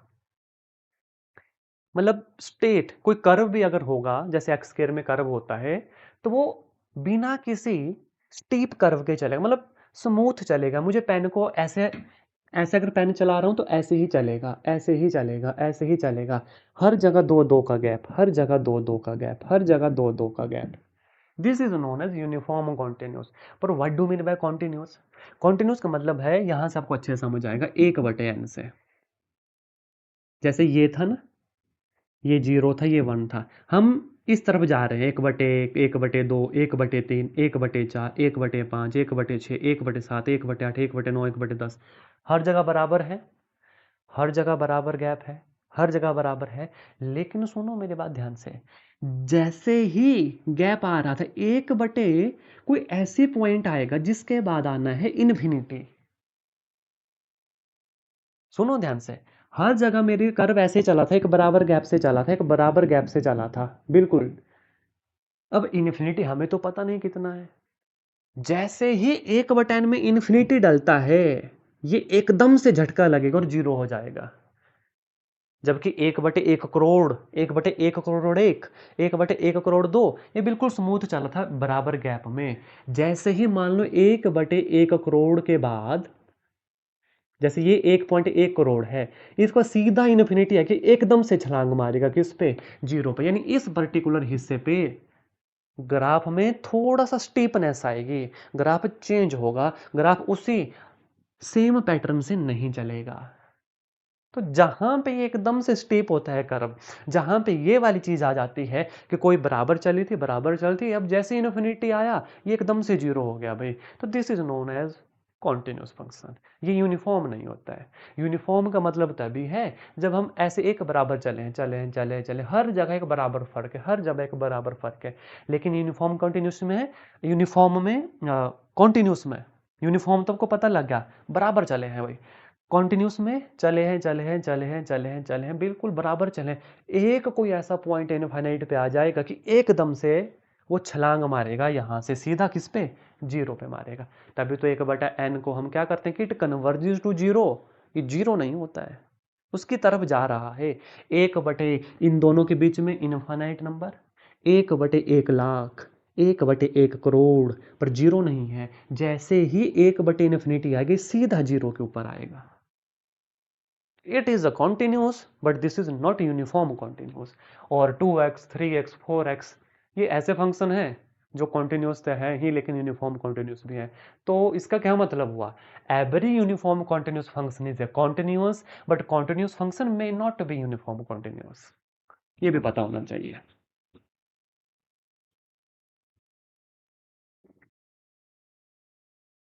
अच्छा, क्वेश्चन नंबर 5 हम पढ़ रहे थे, आ जाओ अब। पहला तो था भी, चलो ये तो था नहीं, दूसरा पढ़ो। Continuous function always map Cauchy sequence to a Cauchy sequence. नहीं भाई, जरूरी नहीं होता है। तीसरा पढ़ो, हमसे पूछा क्या, which of the following statement is true. अच्छा, uniform continuous function always map Cauchy sequence to Cauchy sequence. जी हाँ, यूनिफॉर्म कॉन्टिन्यूस फंक्शन ये काम कर लेता है। Uniform continuous function always map Cauchy sequence to Cauchy sequence. तो इसके आगे फिर जाने की हमें जरूरत ही नहीं, क्योंकि कॉम्पैक्ट मैट्रिक्स स्पेस अभी हमने पढ़ा नहीं, वो आगे है सिलेबस में। ये ध्यान रखना हो कि what is a continuous function, what is uniform continuous function, what is a sequence, what is a Cauchy sequence. छोटी छोटी चीजें हैं, लेकिन सारा गेम एग्जाम में इन्हीं के ऊपर आता है। What is sequence n and what is sigma one by n, इनके बीच में माइनर माइनर सा डिफरेंस है, लेकिन क्वेश्चन की सारी गेम चेंज यहीं से होती है। वन बटे एन अप्रोचेज टू जीरो कर देते हैं हम, लेकिन sigma one by n it is a divergent by p test, by normal भी लिमिट पुट करके आप देख लो, बस हमें पता होना चाहिए कि दैट इज अ डाइवर्जेंट। आगे मैं लेकर चलूंगा absolute convergence and alternating series पे, सुनना बड़े ध्यान से। सेम चीजें हैं, पढ़ी हैं, लेकिन थ्योरी कैसे अप्लाई करे की जाए, कौन कौन चीज आपको याद रखनी है, वो यहाँ पे सीखना है। देखो बड़े ध्यान से, अ सीरीज ए एन, कहा था ना मैंने, one is the sequence, one is the series, and topic name is sequence and series. sigma an converges absolutely if the series is absolute value converges। मैं बताऊंगा what do mean by the absolute value, क्या कह रहे हैं ये। Sigma, ये जो series है हमारी, ये कन्वर्ज करेगी अब्सोल्युटली। नाम याद रखना, अब्सोल्यूट कन्वर्जेंस पूछी जाती है, कंडीशनल कन्वर्जेंस पूछी जाती है। कब होगा ये अब्सोल्यूट कन्वर्जेंट? अगर हमारे पास अब्सोल्यूट वैल्यू भी क्या करेगी, कन्वर्ज करेगी। क्या करेगी? अब्सोल्यूट वैल्यू कन्वर्ज करेगी। होती क्या है अब्सोल्यूट वैल्यू, अभी आगे बताऊंगा। आगे चलो, कंडीशनल कन्वर्जेंस का मतलब, a series converge conditionally if series a n converges, but उसका अब्सोल्यूट वैल्यू डाइवर्ज करनी चाहिए। अरे भाई साहब, ये क्या गेम आ गई अब। कंडीशनल कन्वर्जेंस में सीरीज तो कन्वर्ज करनी चाहिए, लेकिन उसकी अब्सोल्यूट वैल्यू ये डाइवर्ज करनी चाहिए, याद रखना। और अगर ये अब्सोल्यूट वैल्यू कन्वर्ज करेगी then it is absolute convergence, और ये दोनों केस में कन्वर्ज कर रहा है, लेकिन अब्सोल्यूट वैल्यू अगर डाइवर्ज करेगी then it is conditional convergence, याद रखना। आगे देखो, एक और प्रॉपर्टी है, अब्सोल्यूट कन्वर्जेंस इंप्लाइज कन्वर्जेंस। ठीक है, अब्सोल्यूट कन्वर्जेंस इंप्लाइज ये कन्वर्जेंट। बोलने का मतलब क्या है, अगर अब्सोल्यूट एन कन्वर्जेंट है then the series is convergent, but अगर सीरीज कन्वर्जेंट है तो जरूरी नहीं है कि अब्सोल्यूट भी कन्वर्जेंट हो। उस केस में अगर अब्सोल्यूट डाइवर्जेंट हो गया अब्सोल्यूट वैल्यू, ये जो मॉड लगा है, then it is conditional convergent. तो ये याद रखना, ये वाइस वर्सा नहीं है, इफ एंड ओनली इफ नहीं, इफ ही है। अगर अब्सोल्यूट वैल्यू कन्वर्जेंट है, व्हाट डज दैट इंप्लाइज कि एन भी कन्वर्ज करती है। अगर एन कन्वर्ज करता है तो जरूरी नहीं अब्सोल्यूट वैल्यू भी कन्वर्ज करे, याद रखना। आगे चलो, लेबनिज टेस्ट होता है उसके बाद एक, अगर -1 के power n -1 bn where b is greater than 0 converges if bn plus 1 is less than bn। अगर उस वो मोनोटोनिकली डिक्रीजिंग है, ये आया वो मोनोटोनिकली डिक्रीजिंग, मैंने कहा ना 4 2 0 -2, अगर ये छोटा है और दूसरा bn n approaches to infinity 0 को अप्रोच कर रहा है, तो बाय लेबनिज टेस्ट ये जो अल्टरनेटिंग सीरीज होगी ये कन्वर्ज होगी। सुनो बड़े ध्यान से, तीन चार चीजें यहां पे पड़ी। अगर सीरीज हमारी कन्वर्जेंट है और अब्सोल्यूट भी कन्वर्जेंट है then it is a convergent absolute. अगर हमारी सीरीज कन्वर्जेंट है लेकिन अब्सोल्यूट उसका डाइवर्ज कर रहा है, then that series is conditionally convergent. और आगे बाय लेबिनस टेस्ट ये होगा -1 की पावर n -1 bn। अगर ये bn 0 को अप्रोच कर रहा है और bn प्लस 1 लेस देन है bn से, यानी मोनोटोनिकली डिक्रीजिंग है, then that alternating series is convergent. वो अल्टरनेटिंग सीरीज क्या होनी चाहिए, कन्वर्जेंट होनी चाहिए। अब चलेंगे आगे कि इन टॉपिक के ऊपर क्वेश्चन बनते कैसे हैं। ऐसे क्वेश्चन बनते हैं, सुनो ध्यान से, क्या कह रहे हैं, the series n approaches 1 to infinity -1 की पावर n -1 ओवर 1, क्या है, -1 की पावर n -1 ओवर n। ठीक, अब्सोल्यूट कन्वर्जेंट का मतलब पता क्या हुआ, -1 है ना, अब्सोल्यूट लगाओ, तो जैसे ही अब्सोल्यूट आप लगाओगे ये 1/n होगा, ये 1 क्या होगा बच्चों, n होगा। तो सोचो समझो ये क्या कहानी है, ये क्या है। अब आप बड़े ध्यान से देखो, बड़े ध्यान से देखना, अगर इसका absolute convergent, this is a harmonic series, जो मैंने अभी आपको कहा कि ये क्या करेगी, ये डाइवर्जेंट होगा डायरेक्ट। अगर ये डाइवर्जेंट है, ये क्या है, डाइवर्जेंट है। चलो आप सबने डाइवर्जेंट तो कर लिया, लेकिन क्या ऑप्शन में कंडीशनली कन्वर्जेंट का नहीं था? क्या ये चेक नहीं करेंगे अभी हम बाय लेबनिज टेस्ट? क्योंकि दिस इज अल्टरनेटिंग सीरीज, -1 की power n -1, plus minus alternating series है, वो भी तो चेक करना था। यहाँ पे bn कितना आएगा फिर? यहाँ पे bn आया 1/n। अगर इफ bn में n approaches to infinity, this is approaches to zero, तो कंडीशन वन सेटिस्फाई और bn+1 दैट इज 1/n+1, और वो हमेशा छोटा होता है, लेस देन और equal to bn। Condition two also satisfy, what do mean by that? It is a convergent sequence. क्या ये कन्वर्जेंट आई? अगर सीक्वेंस ये वाली कन्वर्जेंट है और इसका अब्सोलूट डाइवर्जेंट है, ये निकला अब्सोलूट जिसमें माइनस को नहीं लिया, और अल्टरनेटिंग सीक्वेंस थी तो ये निकली कन्वर्जेंट बाय लेबनिज टेस्ट, दोनों कंडीशनें सेटिस्फाई हुई। तो what do mean by that? It is conditionally convergent. तो ये भी ध्यान रखना है अब क्वेश्चन में, सीधा डाइवर्जेंट थोड़ी ना करना था। आपके पास अब्सोलूट कहाँ थी? अब्सोलूट तो यहां निकाली, सीरीज तो अल्टरनेटिंग थी। यस और नो चाहूंगा इस पर्टिकुलर पॉइंट के ऊपर। क्वेश्चन क्लियर हुआ है? एग्जाम में क्या क्या सोचना समझना है अब? मैंने कहा ना, अगर ये थ्योरम्स याद हो गए, अगर ये पॉइंट्स याद हो गए, क्वेश्चन फिर चुटकियों में होंगे। लेंथी नहीं होती इनकी, मतलब क्वेश्चन लेंथी नहीं होता, इसलिए ज़्यादातर क्वेश्चन रियल एनालिसिस से बनते हैं, ज़्यादातर क्वेश्चन टोपोलॉजी से बनते हैं, ज़्यादातर क्वेश्चन एनालिटिकल नंबर थ्योरी से बनते हैं, क्योंकि वहाँ पे थ्योरी है ज़्यादा पढ़ने को। इसलिए कम क्वेश्चन आते हैं उन वाले हिस्सों से जो सॉल्व करने के लिए है। जैसे ऑपरेशन रिसर्च से तो मान के चलो कि क्वेश्चन आता ही नहीं, एक आधा क्वेश्चन आता है। और अपना स्टैटिस्टिक्स हो गया, प्रोबेबिलिटी, बड़े रेयर क्वेश्चन मिलेंगे देखने को। एक बार फिर से एक्सप्लेन करें, बड़े ध्यान से देखो। This is alternating series. तो अभी देखो हमने दो कंडीशन यहाँ पे पढ़ी थी, रुको, ये अल्टरनेटिंग सीरीज है। पहले ना मैं पीछे वाली कंडीशन आपको बता देता हूँ, फिर एक्सप्लेन करता हूँ, इसलिए तो आपको पहले थ्योरी करवाता हूँ। देखो, कंडीशनल कन्वर्जेंट की कंडीशन थी कि अगर सीरीज हमारी कन्वर्जेंट है और उसका अब्सोलूट हमारा डाइवर्जेंट है, नंबर वन। इसका अब्सोलूट आया 1/n, 1/n, जो अभी मैंने आपको बताया कि ये हार्मोनिक सीरीज होती है, डाइवर्जेंट होती है। तो अब्सोलूट इज डाइवर्जेंट। देखो, ये देखो कंडीशन में अब्सोलूट इज डाइवर्जेंट।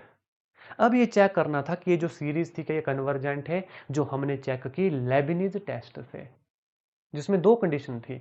अगर bn+1 लेस देन होगा bn से, और limit n approaches to infinity bn 0 होगा, तो ये अल्टरनेटिंग सीरीज कन्वर्ज करेगी। वही हमने चेक किया, -1 की n-1/n, bn था इसमें 1/n। अगर n इन्फिनिटी को अप्रोच कर रहा था तो bn 0 को अप्रोच करेगा, condition one satisfy. Condition two, bn+1 छोटा है bn से। कैसे छोटा है भाई? देख लो, 1/2, 1/3, 1/4, तो आगे वाली छोटी निकल रही है पीछे से, तो वो अल्टरनेटिंग सीरीज कन्वर्जेंट हो गई और अब्सोलूट इसका डाइवर्जेंट हो गया। व्हाट डज दैट इंप्लाइज कि this is a conditionally convergent. वो क्या है? कंडीशनली कन्वर्जेंट है। चलो भाई आगे वाले क्वेश्चन पे। If series a n is absolutely convergent series, then which of the following is always true? अगर सिग्मा ए एन क्या कह रहे हैं, अब्सोल्यूट कन्वर्जेंट, अब्सोल्यूट कन्वर्जेंट, तो फिर ये कह रहे हैं कौन सी बात जो है, ये जो ऑप्शन है कौन सा सही होगा? A n square must diverge, A n square must converge, A n can not be negative item, या limit n approaches to infinity n dot A n is equal to 1। अब आपको ऐसा सोचना पड़ेगा कि ए एन ऐसी कौन सी सीरीज होती है जो एब्सोल्युटली कन्वर्जेंट होती है। अगर आपने ये ले लिया, ये तो अभी हमने पढ़ा कि ये तो डाइवर्जेंट सीरीज होती है, तो थोड़ा पी टेस्ट को याद करो भाई, थोड़ा सा पी टेस्ट को याद करो। अगर p ग्रेटर देन 1 होता था, then it is a convergent, और अब्सोल्यूट कन्वर्जेंट बोला, तो हमें सिग्मा ए एन को क्या लेना पड़ेगा? ऐसे समझाने के लिए बता रहा हूँ, 1/n², 1/n³, 1/n⁴ ऐसी चीजें लेनी पड़ेगी, इतना ध्यान रखना, ऐसी चीजें लेनी पड़ेंगी। और ये बोल रहे हैं कि A n is absolutely convergent. Absolutely convergent, what do mean by that, कि इनका जो अब्सोल्यूट भी होगा व्हेन, ये जो होगा ये कन्वर्जेंट होगा। अगर n इन्फिनिटी को भेजता हूं तो ये कितना आएगा, limit n approaches to infinity को अगर मैंने भेज भी दिया तो ये कितना आएगा, 0 आएगा। सीरीज भी आपके सामने मैंने एज एग्जाम्पल आपको बता दिया, वैसे एग्जाम्पल की भी जरूरत नहीं। Is that clear? तो n approaches to infinity, a n कितना आ गया बच्चों, 0 आ गया। यानी कि इसकी हर एक डिजिट पे अगर n को इन्फिनिटी डालेंगे तो वो टर्म 0 निकलती चलेगी। ठीक है, 0 निकलेगी कि नहीं निकलेगी, थोड़ा सा सोचो। अब देखो बड़े ध्यान से, यहाँ पे ना दो चार चीजें और अब देखने की हैं भाई, दो चार चीजें यहाँ पे और देखने की हैं। अगर mod of a n square अगर मैं ले लूं, सुनना बड़े ध्यान से, इट इज लेस देन और equal to mod of a n, क्या ये मैंने सही लिखा? कौन इसको क्लैरिफाई करेगा, यस और नो बोलो, कौन बताएगा ये क्या मैंने सही लिखा? ये है आपके पास ए एन भी मैंने ऊपर लिखा है, ठीक लिखा? क्योंकि नीचे बड़ी वैल्यू है, जितना बड़ा करते चलेंगे वो उतना छोटा होता चलेगा, जितना बड़ा करते चलेंगे उतना छोटा होता चलेगा। जैसे एक, बड़े ध्यान से देखो, जैसे 1/n भी था ना हमारे पास, ठीक है, और 1/n² भी था। अगर मैं 4 डाल देता हूँ, 1/16 में 5 डालूंगा, 1/25 कौन छोटा है भाई, 1/25 छोटा है। 1/n छोटा है या 1/25 छोटा है, 1/25 छोटा है। यहाँ पे n का स्केयर कर दिया अगेन, तो 1/n⁴, ऑब्वियस सी बात है वो हमेशा छोटी होगी an से। ये an² थे, अब मैं 1/4 कर देता हूँ, देखो 1/n⁴, यहाँ पे 4 डाला था, 4 चौके 16, चौके 64, चौके 256, तो कौन छोटा होगा, ये छोटा होगा ना, वही मैंने लिखा। अब आप बोलोगे सर आपने ये क्यों लिखा, आपने ये क्यों लिखा? इसलिए लिखा प्यारे बच्चों, अब लगता है यहाँ पे कंपैरिजन टेस्ट। आप बोलोगे सर ये कहाँ से आ गया कंपैरिजन टेस्ट, तो ये माइंड में होने चाहिए। मैंने आपके पीपीटी में सारे कंपैरिजन टेस्ट डाल दिए हैं, भले ही वो इन्होंने इंक्लूड नहीं किए सिलेबस में कुछ, लेकिन आपको पता होना चाहिए क्वेश्चन सॉल्व करने के लिए वो लगते हैं।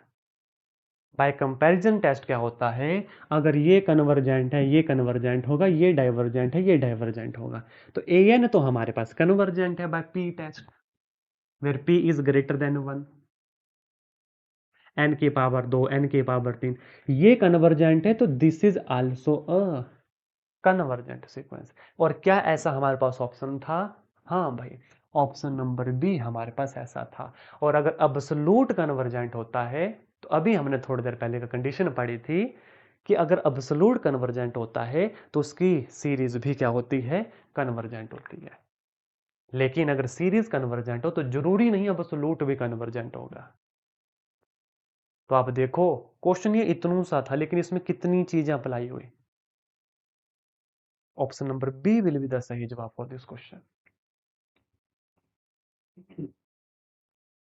कंपैरिजन टेस्ट मैंने लिखे हुए हैं आपके लिए, पहले उनको ही बता देता हूं आपको। ये देखो कंपैरिजन टेस्ट है, डीसीटी है पहला, एक direct comparison test. If a n is less than equal to b n, अगर बी एन कन्वर्ज करता है ए एन कन्वर्ज करेगा, और अगर ए एन डाइवर्स करता है तो बी एन डाइवर्स करेगा, सिंपल। दूसरा है एलसीटी, लिमिट कंपैरिजन टेस्ट बच्चों। इसमें इस तरीके से होता है, लिमिट एल को लेते हैं, अगर n approaches to infinity a n बटे बी एन है, ठीक है, ध्यान से सुनो। अगर लिमिट 0 से इन्फिनिटी के बीच में आती है, तो बोथ अगर कन्वर्ज हैं करते हैं ए एन और बी एन तो ये कन्वर्जेंट होंगे। अगर इनमें से कोई भी डाइवर्जेंट होगा तो ये दोनों डाइवर्जेंट होंगे। अगर लिमिट 0 आ जाती है तो बी एन कन्वर्ज करेगा, what do mean by that, a n भी कन्वर्ज करेगा। ए एन बटे बी एन कर रहे हैं अब, इसमें कोई ए एन आपके पास गिवन होगा, बी एन आपको खुद से लेना पड़ेगा जो कन्वर्जेंट होगा। और अगर इसमें सेटिस्फाई कर गया तो दोनों सीरीज कन्वर्जेंट हो जाएंगी, अगर दोनों डाइवर्जेंट है तो दोनों डाइवर्जेंट हो जाएंगी। एक आपने मानी होगी, जैसे 1/n² मान लें, आपको पता है कन्वर्जेंट है, तो इस सीरीज में जाके वो दोनों कन्वर्जेंट हो जाएंगे, जो दूसरा बी एन भी वहां पे होगा। तीसरा कंडीशन है, अगर एल इन्फिनिटी ही निकल जाता है, तो अगर बी एन डाइवर्ज करेगा तो ए एन भी क्या करेगा, डाइवर्ज करेगा। ये था हमारा एलसीटी लिस्ट कंपैरिजन टेस्ट। इसके साथ बच्चों एक और भी है जो मैं बार बार कह रहा हूँ, इफ पी ग्रेटर देन 1 होता है देन ये कन्वर्ज करता है, और 1/n पे diverge if P less than और इक्वल टू 1 होता है। ज्यादातर 1/n का केस आता है, ज्यादातर मतलब 99% केस में इस क्वेश्चन में 1/n देखने को मिलेगा, जो क्या करता है, डाइवर्ज करता है। तो ये भी साथ के साथ आपने याद रखना, आपकी पीपीटी में बकायदा लिखा हुआ है, आपकी पीपीटी में बकायदा लिखा हुआ है। ठीक है, चलो करो इसका क्वेश्चन जरा। For what value of P does the alternating series converge conditionally? Conditionally है भाई, बताओ जल्दी से बताओ, आपके सामने है आंसर, पी टेस्ट से हो जाएगा सीधा।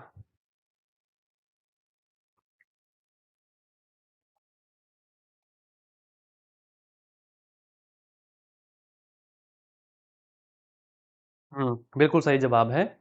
किसका आया? रेखा, प्रियंका, ज्योति, प्रियंका बिल्कुल सही, किरण, आयशा, बहुत सही भाई। Option number B will be the सही जवाब फॉर दिस क्वेश्चन। तो इसमें मुझे बताने की अब बार बार जरूरत ना पड़े। ठीक है, एक क्वेश्चन बीच में मैंने छोड़ा, क्वेश्चन नंबर 3, बहुत इजी क्वेश्चन है। The series is what? Absolutely convergent, conditionally convergent, divergent और अनबाउंडेड। ये है सीरीज, अल्टरनेटिंग सीरीज है। तो पहले तो अब्सोल्यूट चेक करो, आओ कर लेते हैं चेक भाई। n/3n² - 1, ये अब्सोल्यूट ही है ना। n अप्रोच टू इन्फिनिटी पे कहाँ पे जा रहा है, चेक करो। n/n² कॉमन आ गया, 3 - 1/n², n से n चला गया। when n approaches to infinity, तो this 1/∞, this is approaches to 0। ठीक है, when n approaches to infinity, this is approaches to 0। तो कुछ गड़बड़ तो नहीं कर दी हमने भाई? This is approach to 0, bn हमने निकाल दिया, bn लिया ना हमने, देखो बड़े ध्यान से, bn हमने लिया। तो अगर ये n अप्रोच टू इन्फिनिटी, तो दिस इज अप्रोचेज टू 0। यहां तक काम ठीक है। लेबनिज कंडीशन लगाने जा रहे हैं हम। कौन सी कंडीशन? लेबनिज कंडीशन हम लगाने जा रहे हैं। चलो भाई ये तो क्लियर हो गया। अब आप मुझे बताओ इसके आगे क्या कर सकते हैं हम, क्या किया जा सकता है इसके आगे, सोचो। n/3n² - 1, इसके आगे हम क्या कर सकते हैं? और मैं यहाँ पे ना एक आपको जो अभी टेस्ट हमने सीखे वो लगाना बताना चाहता था, मेजरली मेरा वही पॉइंट है। बाकी क्वेश्चन तो करोगे आप ही, क्वेश्चन तो आप ही करोगे यहाँ पे, मैं नहीं यहाँ पे करूँगा। ठीक है, बड़े ध्यान से देखना। B1 अगर मैं निकालूं वो भी आप निकालोगे, B2 आप निकालोगे वो भी आप निकालोगे, मतलब यहाँ पे आपको ये चीज़ पता लग जाएगी कि bn+1 is less than bn। bn+1 जो होगा वो क्या होगा, वो लेस देन n हो, bn+1 is less than bn होगा, वो n1 2 3 पुट करके आप चेक कर लोगे। मैं इसके आगे का काम आपको बताना चाहता था, बाकी तो तीनों स्टेप इजी हैं भाई, आप कर लोगे। सुनना बड़े मेरी बात ध्यान से, मैं क्या कर रहा हूँ, मैं एक ऐसा an ले रहा हूँ जो 1/n है, जो हम सभी जानते हैं कि ये क्या करता है, ये डाइवर्जेंट है भाई। आप बोलोगे सर क्यों लिया, अभी मैं बताऊंगा आपको क्यों लिया मैंने, सुनना मेरी बात ध्यान से। अब ये हमने कंपैरिजन टेस्ट पढ़ा an/bn का, ठीक है, जहां पे अगर ये इसकी पूरी लिमिट 0 से लेकर इन्फिनिटी के बीच में आ गई, तो जो an होगा वही bn होगा, और an क्या है, डाइवर्जेंट है। an क्या है, डाइवर्जेंट। अब देखेंगे बड़े ध्यान से, ठीक है, बड़े ध्यान से देखना, an है या bn इसको माने, वो आपकी इच्छा है। ठीक है, अगर bn है तो चलो इसको मैं bn ले रहा हूं भाई, पहले bn/n, फर्क कोई नहीं पड़ेगा, बस थोड़ा सा कैलकुलेशन ऊपर नीचे करना है, दैट्स इट। तो ये है n/3n² - 1, और an 1/n ऊपर, तो यह जाएगा n²/3n² - 1। n approaches to infinity, n² common आ गया, 3 - 1/n², इससे ये कैंसिल आउट हो गया। It is equal to 1/3 when n approaches to infinity, 1/n² 0 हो जाएगा, ये 1/3 बना। मतलब ये लिमिट गई 1/3, which is 0 is less then, हमारी लिमिट को l ही लिख रहा हूं, लेस देन इन्फिनिटी। उसका क्या मतलब हुआ, अगर ए एन कन्वर्जेंट लिया है तो बी एन भी क्या होगा, कन्वर्जेंट होगा। अगर ए एन डाइवर्जेंट लिया है तो बी एन भी क्या होगा, डाइवर्जेंट होगा। इन शॉर्ट हमने ये डाइवर्जेंट लिया था, तो ये जो हमारा बी एन आया ये क्या आया, डाइवर्जेंट आया। ये क्या आया, डाइवर्जेंट आया। तो ये कौन सी कंडीशन थी कि जिसमें एक में एन अप्रोचेज टू जीरो हो जाए, b n plus one is less than b n हो जाए, दो condition by Leibniz theorem, alternating series तो कन्वर्जेंट हो गई। लेकिन अब्सोल्यूट सीरीज अगर हम बी एन की लेंगे तो वो क्या निकल रही है, वो डाइवर्जेंट निकल रही है। तो कंडीशन मतलब आंसर क्या हुआ फिर, ये कैसी कन्वर्जेंसी थी, ये थी कंडीशनल कन्वर्जेंसी, जिसमें दो कंडीशन जीरो वाली और b n plus one less than b n वाली कन्वर्जेंट की ओर इशारा करती है, और अब्सोल्यूट वाली हमारा जो हमने बाय कंपैरिजन टेस्ट से निकाला जो डाइवर्जेंट की तरफ हमें बता रही है। तो जब एक डाइवर्जेंट होता है और एक अल्टरनेटिंग सीरीज हमारी कन्वर्जेंट होती है तो वो कहलाती है कंडीशनली कन्वर्जेंट, जो कि ऑप्शन नंबर कौन सा है, बी है। वैसे आप ही को देना था मैंने ये क्वेश्चन, लेकिन कोई बात नहीं भाई। आप मुझे चलो ये बताओ इसमें कौन सा कंपैरिजन टेस्ट लगा, इसका नाम क्या था, इस कंपैरिजन टेस्ट का नाम क्या था, LCT, least comparison test, limit comparison test. नाम याद हो चाहे ना हो, doesn't matter, you have to know this rules भाई। एक रूल ये है कंपैरिजन टेस्ट का, एक रूल ये है कंपैरिजन टेस्ट का। एग्जामिनर चाहे कंपैरिजन टेस्ट के ऊपर भी क्वेश्चन बना सकता है कि अगर ये लिमिट है और अगर ए एन कन्वर्जेंट है तो tell us what is b n, तो पता होना चाहिए। जो हम थ्योरी पढ़ रहे हैं कि अगर alternating series b n approaches to zero n approaches to infinity then b n approaches to zero, is that clear. और दूसरी कंडीशन की अब्सोल्यूट अगर कन्वर्जेंट है या डाइवर्जेंट है तो कैसी कन्वर्जेंसी है, तो वो डायरेक्ट नाम भी पूछ सकते हैं आपसे बाय गिविंग द थ्योरम, जो भी बाय गिविंग द स्टेटमेंट। तो आपको ये सारे रूल्स घोल के पी जाने हैं, सारे के सारे रूल्स। ठीक है, ये भी हमने देख लिया, ये भी हमने कर लिया। चलो इसका आंसर करना, मुझे लग जाएगा पता कितने बच्चों को अच्छे से समझ आ गया। Consider the statement if a n converges then sigma absolute a n must converge. This statement is, ये हमेशा ट्रू है, only true if a n is greater than equal to zero, या फॉल्स है as shown by alternating harmonic series. Option number D, true only for geometric series. बताना, पढ़ लिया ये question हमने भाई, थोड़ा सा सोचो, थोड़ा सा जोर डालो अब, और इसका आंसर करो। मुझे थोड़ा सा सोचो, थोड़ा सा जोर डालो और बताओ।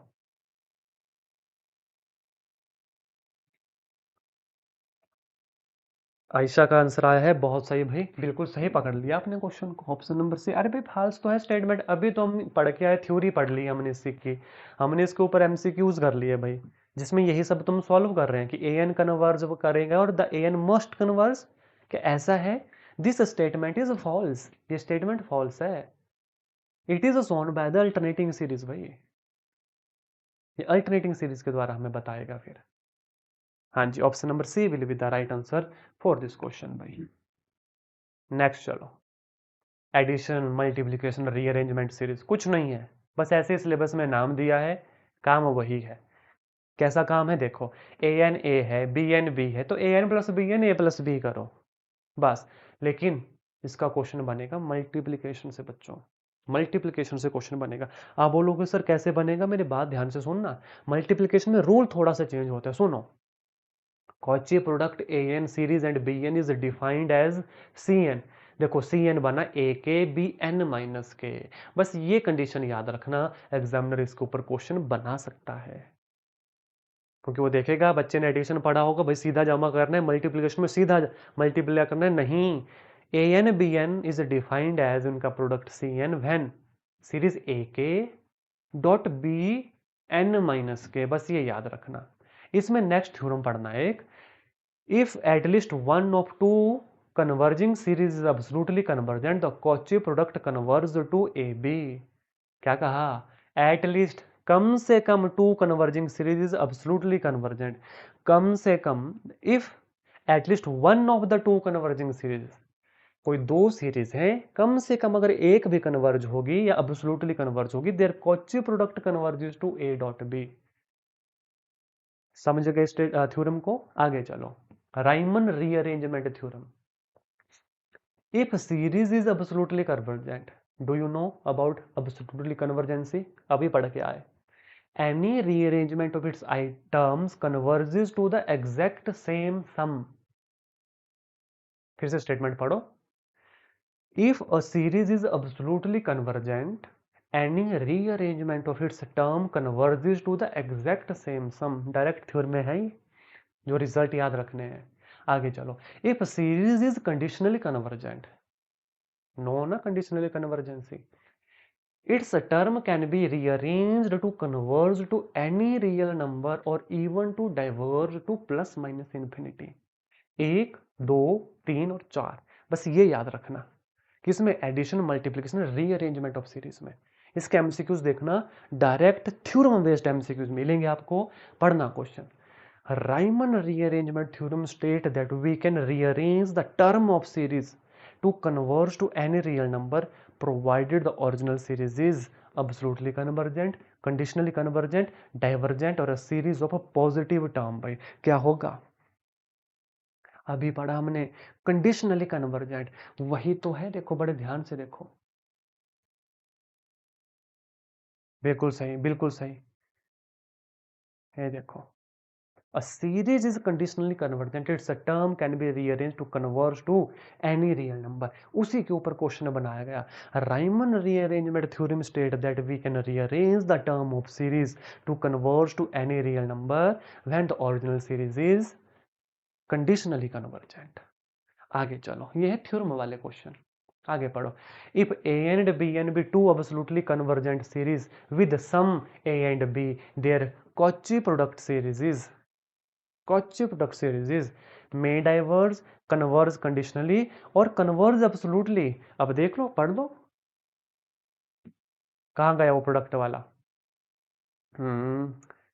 ये at least one of the two converging series is absolutely convergent, their Cauchy product is a dot b। वही तो है, कन्वर्ज करेगा, converge absolutely to a dot b। Option number C. अरे बच्चों, कंडीशनली कहां था? फिर से देखो, ये वाला था, मार्टन थ्योरम पूछी गई है। If at least one of the two converging series is absolutely convergent, there Cauchy product converges to a dot b, converges to a dot b। Absolutely था, है ना? थोड़ा सा समय लगेगा याद करने में, लेकिन जब बार बार पढ़ोगे इन थ्योरम्स को अपने आप याद होंगे। तो option number C will be the सही जवाब फॉर दिस क्वेश्चन। नेक्स्ट पढ़ते हैं भाई, देखते हैं कितने बच्चे इसका आंसर कर पाएंगे। समझना, if the term of an absolutely convergent series are rearranged, the sum of the new rearranged series changed depending upon the rearrangement order become zero, remain exactly the same or diverges to infinity। थोड़ा सा सोच समझ के बताऊं कहां पे है ये, एक बार फिर से पढ़ो। if the term of an absolutely convergent series are rearranged, the sum of the new rearranged series is, rearranged series is, Saroj का आंसर आ गया कि आ गया? सभी का आंसर आ गया है ना?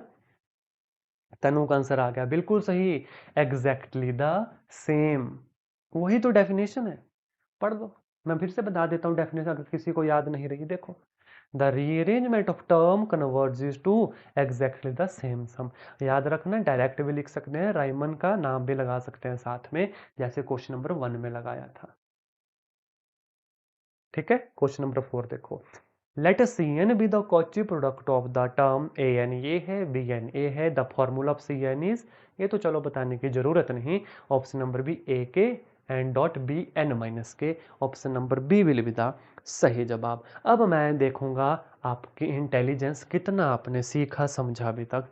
सुनो, suppose A n converges and B n diverges, suppose A n converge कर रहा है, बी एन डाइवर्ज कर रहा है, what can be concluded about the series?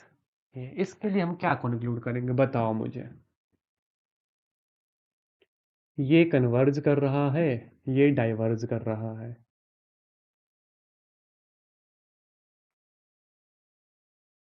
It converge conditionally. कैसे भाई, थोड़ा सा सोचो ना, ऐसे तुक्का नहीं मारना है, थोड़ा सा सोचो समझो। Suppose a n converge and B n diverge, हो सकता है सही कह रहे हो आप, है ना। मैं बस ऐसे ही कह रहा हूँ कि थोड़ा सोच समझ के आंसर करना। कुमार नीरज का है इट मस्ट डाइवर्ज, रजनी का है it must diverge. It must diverge भाई। हम्म। बहुत अच्छे, शाबाश। ऑप्शन नंबर बी जिन बच्चों ने किया बहुत सही किया भाई। श्वेता चौधरी बिल्कुल सही, किरण चौधरी बिल्कुल सही। थोड़ा सा सोचो ध्यान से। A n converge and B n diverge, what can conclude about the series a n plus B n? It must diverge. अब आप बोलोगे सर कैसे भाई? ठीक है, कैसे? कैसे किया आपने, थोड़ा सा बताओगे आप मुझे? ए एन कन्वर्ज करने को बोल रहे हैं एंड बी एन डाइवर्ज है। चलो भाई देखो, बड़े ध्यान से सुनना। हम सुपोज कर लेंगे कि जैसे करते थे ना, वैसे तो आंसर बिल्कुल ठीक है, लेकिन चलो भाई कर ही देते हैं proof. Let us suppose a n plus B n convergent है। लेट अस सपोज भाई ये क्या है, कन्वर्जेंट है। ठीक है। अब बड़े ध्यान से देखो, a n plus B n minus a n, ये अलग है और ये अलग है। हमने माना ये कन्वर्जेंट है और ए एन भी क्या है, कन्वर्जेंट है। तो दो कन्वर्जेंट सीरीज को जब माइनस करेंगे तो क्या आनी चाहिए सीरीज, कन्वर्जेंट आनी चाहिए। ये भी कन्वर्जेंट, ये भी कन्वर्जेंट, जब माइनस करेंगे तो क्या आया, बी एन आया। इतना मतलब ये कन्वर्जेंट होनी चाहिए। ये तो क्वेश्चन में डाइवर्जेंट दी गई है। इसका मतलब जो हमने सुपोज किया, यही काम करते थे बीएससी एमएससी में, यस और नो, कि our supposition is wrong, this is not a convergent, this is absolutely divergent, और वही आंसर था, इट मस्ट डाइवर्ज।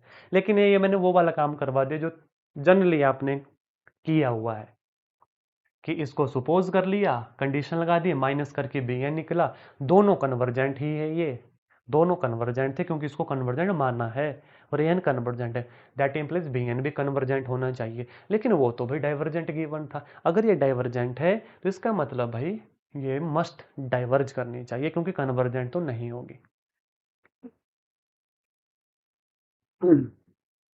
ठीक है। Power series and radius of convergence बहुत आसान है, सिंपल है, समझना बड़े ध्यान से। Power series and radius of convergence, इससे आपको सिर्फ एक ही क्वेश्चन बन सकता है एग्जाम में, to calculate the radius of convergence. वो कैसे निकलेगा, आओ भाई देखो।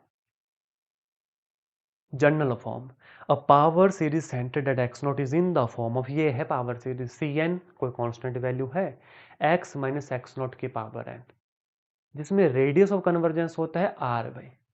Founding by the Cauchy Hadamard formula, नाम सुना होगा इसका और याद भी होगा जहां तक मुझे लगता है।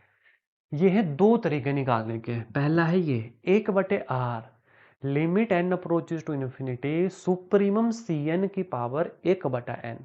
और दूसरा formula one over r, limit n approaches to infinity c n plus one over c n absolute. Choice आपकी होगी, इसको लगाओ चाहे इसको लगाओ। ये क्वेश्चन देख के लगाया जाता है कि कौन आपके लिए इजी है, कौन आपके लिए फॉर्मूला इजी बैठेगा। What is the formula to find out the radius of convergence, c n की पावर एक एन, और दूसरा c n plus one over c n, limit n approaches to infinity, और पीछे वन ओवर आर है। ठीक, और ये है पावर सीरीज। आगे चलो, interval of convergence, the series converges absolutely when x minus x naught is less than r and diverges when x minus x naught is greater than r। इनसे question बनते हैं एग्जाम में। And end point x is equal to x not plus minus r must be checked individually, अलग अलग फिर check होंगे। Is that clear? चलो देखते हैं इस पावर सीरीज के ऊपर क्वेश्चन क्या बन सकते हैं। मैंने पहले भी कहा रियल एनालिसिस में थ्योरी इतनी ज़्यादा मिलेगी, और अगर वो थ्योरी अच्छे से समझ ली तो फिर काम भी आसान हो जाएगा, और इसके आंसर एक एक सेकंड में भी कई बार निकल जाते हैं। एक मिनट तो बहुत दूर की बात है। जैसे ये question, the radius of convergence of power series, power series है भाई एक्स की एन ओवर एन फैक्टोरियल। यहाँ पे सी एन कितना है बच्चों, एक बटे एन फैक्टोरियल। तो अभी हमने पढ़ा एक बटे आर। अब देखो, पहले वाला फॉर्मूला तो नहीं लगा सकते कि पावर एक बटे एन, हमारे लिए टफ हो जाएगा, तो हम ये वाला लगा देंगे भाई, सी एन प्लस वन बटे c n when n approaches to infinity. तो कितना आएगा भाई, एक बटे एन प्लस वन फैक्टोरियल, और सी एन एक बटे एन फैक्टोरियल ऊपर जाएगा, तो कितना आएगा, n factorial over n plus one into n factorial. n से n गया, 1/n+1, anything divided by infinity, n approaches to infinity, no, anything divided by infinity it is equal to 0, but this is 1/r, r कितना आया 1/0, जो किसके बराबर हो गया, infinity के बराबर हो गया। तो कौन सा ऑप्शन है, ऑप्शन नंबर डी। जल्दबाजी के चक्कर में जीरो नहीं कर देना था, जल्दबाजी के चक्कर में जीरो नहीं कर देना था कि डायरेक्ट जीरो ही कर दिया। थोड़ा ध्यान रखना, थोड़ा सा ध्यान रखना, क्योंकि हम 1/r कैलकुलेट कर रहे हैं, ठीक है। और इतनी सी कैलकुलेशन वाला क्वेश्चन एग्जामिनर दे सकता है एग्जाम में, लंबी कैलकुलेशन कभी भी एग्जाम में नहीं आती, लाइक स्टैटिस्टिक्स के क्वेश्चन, लाइक वो मीन मीडियन वाले क्वेश्चन, ठीक है, वो क्वेश्चन इतने लेंथी कभी एग्जामिनर नहीं देता एग्जाम में। जैसे ये the radius of convergence of power series n factorial over n की n, ये आप करोगे। आंसर बता दूं इसका, यस और नो, जल्दी बोलो, आंसर बता दूं इसका, इजी क्वेश्चन है, आंसर बता दूं, क्योंकि इजी क्वेश्चन है, CN निकालना है सेम मेथड से। इसका आंसर है option number B, E.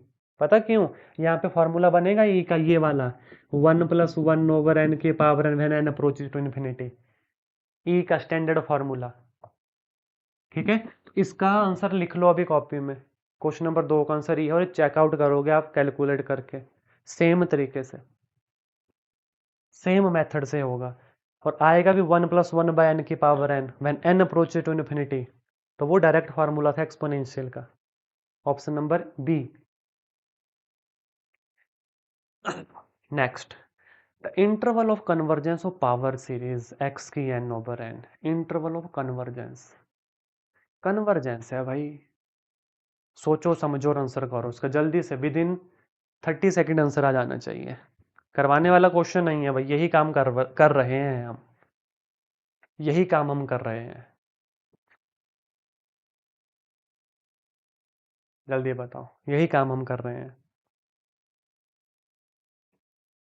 The interval of convergence of power series x n approaches 1 to infinity x, hint दे दूं, x को एक बारी 1 मानो, x को एक बारी -1 मानो, देखने पे तो पता नहीं लगा आपको कि दिस इज अ कौन सी series, harmonic series 1/n, that is a divergent, divergent किस पे, डाइवर्जेंट किस पे, at x is equal to 1 पे, तो इस वैल्यू को तो नहीं लिया जाएगा।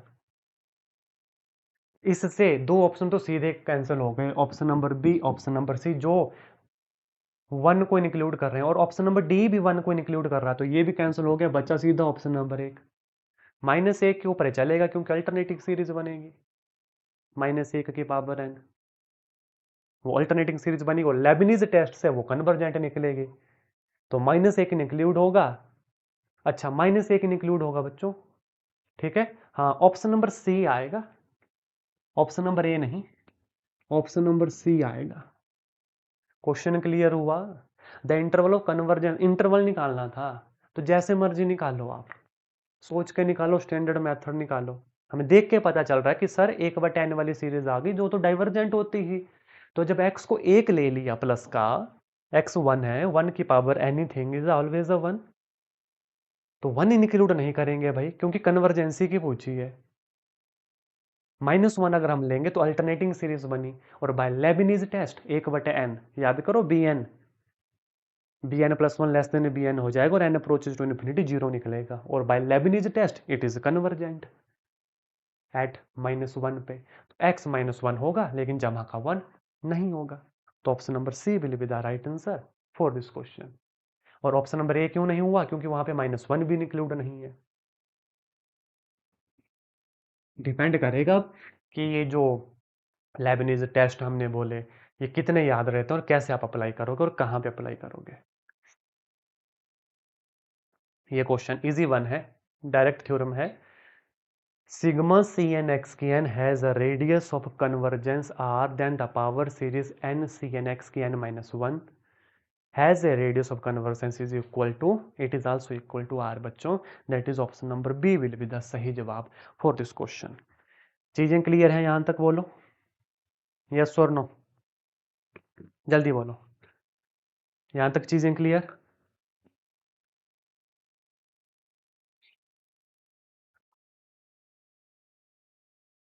ज़्यादा तो नहीं हो गया?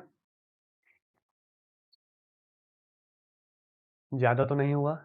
हुँ, काफ़ी है? काफ़ी है? ज़्यादा हो गया है? चलो अच्छी बात है, काफ़ी है ना? तो चलो होमवर्क देता हूँ फिर आज। होमवर्क दे रहा हूँ आपको। चाहिए होमवर्क? नहीं भी चाहिए ना तब भी दूँगा। क्योंकि एक टॉपिक बच गया, बड़ा आसान सा टॉपिक है। हर चीज़ लिखी है मैंने। रेडियस ऑफ कन्वर्जेंस ये आराम से आप निकालोगे, ईज़ी है। यहाँ पे लिमिट वाला फार्मूला लगाना। C n n approaches to infinity 2 की एन की पावर 1/n, बड़े आराम से आंसर निकल जाएगा। बहुत ईजी है ये। आपके लिए एक होमवर्क, बड़ा आसान सा है। थ्योरम पढ़नी है। दो पावर सीरीज हैं जिसमें कहा गया है ए एन बी एन के बराबर होगा। पूरी पढ़ना, क्योंकि आप खुद जानते हैं थ्योरम से कैसा क्वेश्चन बन रहा है। क्वेश्चन इसके बिल्कुल ईजी हैं। ए एन बी एन बराबर है, क्वेश्चन बिल्कुल ईजी हैं इसके। क्वेश्चन इसके बिल्कुल ईजी हैं। Question number 2, c n x can satisfy f one by k is equal to zero. इसका आंसर दे देता हूँ, ऑप्शन नंबर बी होता है। लेकिन इसको जरूर पढ़ लेना। Unique theorem of power series, ये आपके सिलेबस में मेंशन है भाई। यूनिक, एक सेकंड है ना, unique theorem of power series, हाँ जी, ये आपके सिलेबस में मेंशन है। इसको देखना, बस यही एक इंपॉर्टेंट क्वेश्चन यहाँ से बनता है, ये ए एन बी एन वाला। ठीक है, बाकी ये कुछ चीज़ें थी मैंने लिखी हुई। ये दो तीन चीज़ें बच गई आपको पढ़ाने से, लेकिन इसको आप भाई पढ़ सकते हो, मैंने अच्छे से इसके नोट्स आपके लिए लिख दिए हैं। समझ आया रियल एनालिसिस भाई? कुछ रिकॉल हुई अपनी बीएससी एमएससी की 3 सालें कि हाँ सर ये पढ़ा था। कॉची सीक्वेंस, कन्वर्जेंट सीक्वेंस है, monotonic sequence, monotonically increasing, monotonically decreasing, continuous, uniform continuous. Clarity मिली? क्लियर हुई चीज़ें, अगर ये चीज़ें पहले क्लियर नहीं थी। चलो भाई, बहुत अच्छे। आज की इस क्लास में इतना ही करेंगे भाई। कल मिलूंगा आपसे नेक्स्ट टॉपिक के साथ। रियल एनालिसिस है, हल्के में मत लेना। वो बुक है जहाँ से मेजोरिटी, सुन लेना मेरे बात ध्यान से, कहीं एग्जामिनर का माइंडसेट का 2024 की तरह टोपोलॉजी की बुक से आधे से ज़्यादा पेपर, तो वैसे ही प्रोबेबिलिटी बनती है रियल एनालिसिस से आधे से ज़्यादा पेपर पढ़ने की। कई बार क्या करता है एग्जामिनर, एक ही बुक लेके बैठता है, सबसे ज़्यादा क्वेश्चन पर्टिकुलर बुक के आते हैं, इसीलिए स्पेसिफिकली उनमें रियल एनालिसिस बहुत इंपॉर्टेंट बुक है। क्यों? अलजेब्रा से क्यों ये ज़्यादा इंपॉर्टेंट है? अलजेब्रा में बड़े क्वेश्चन होते हैं, इसमें नहीं होते।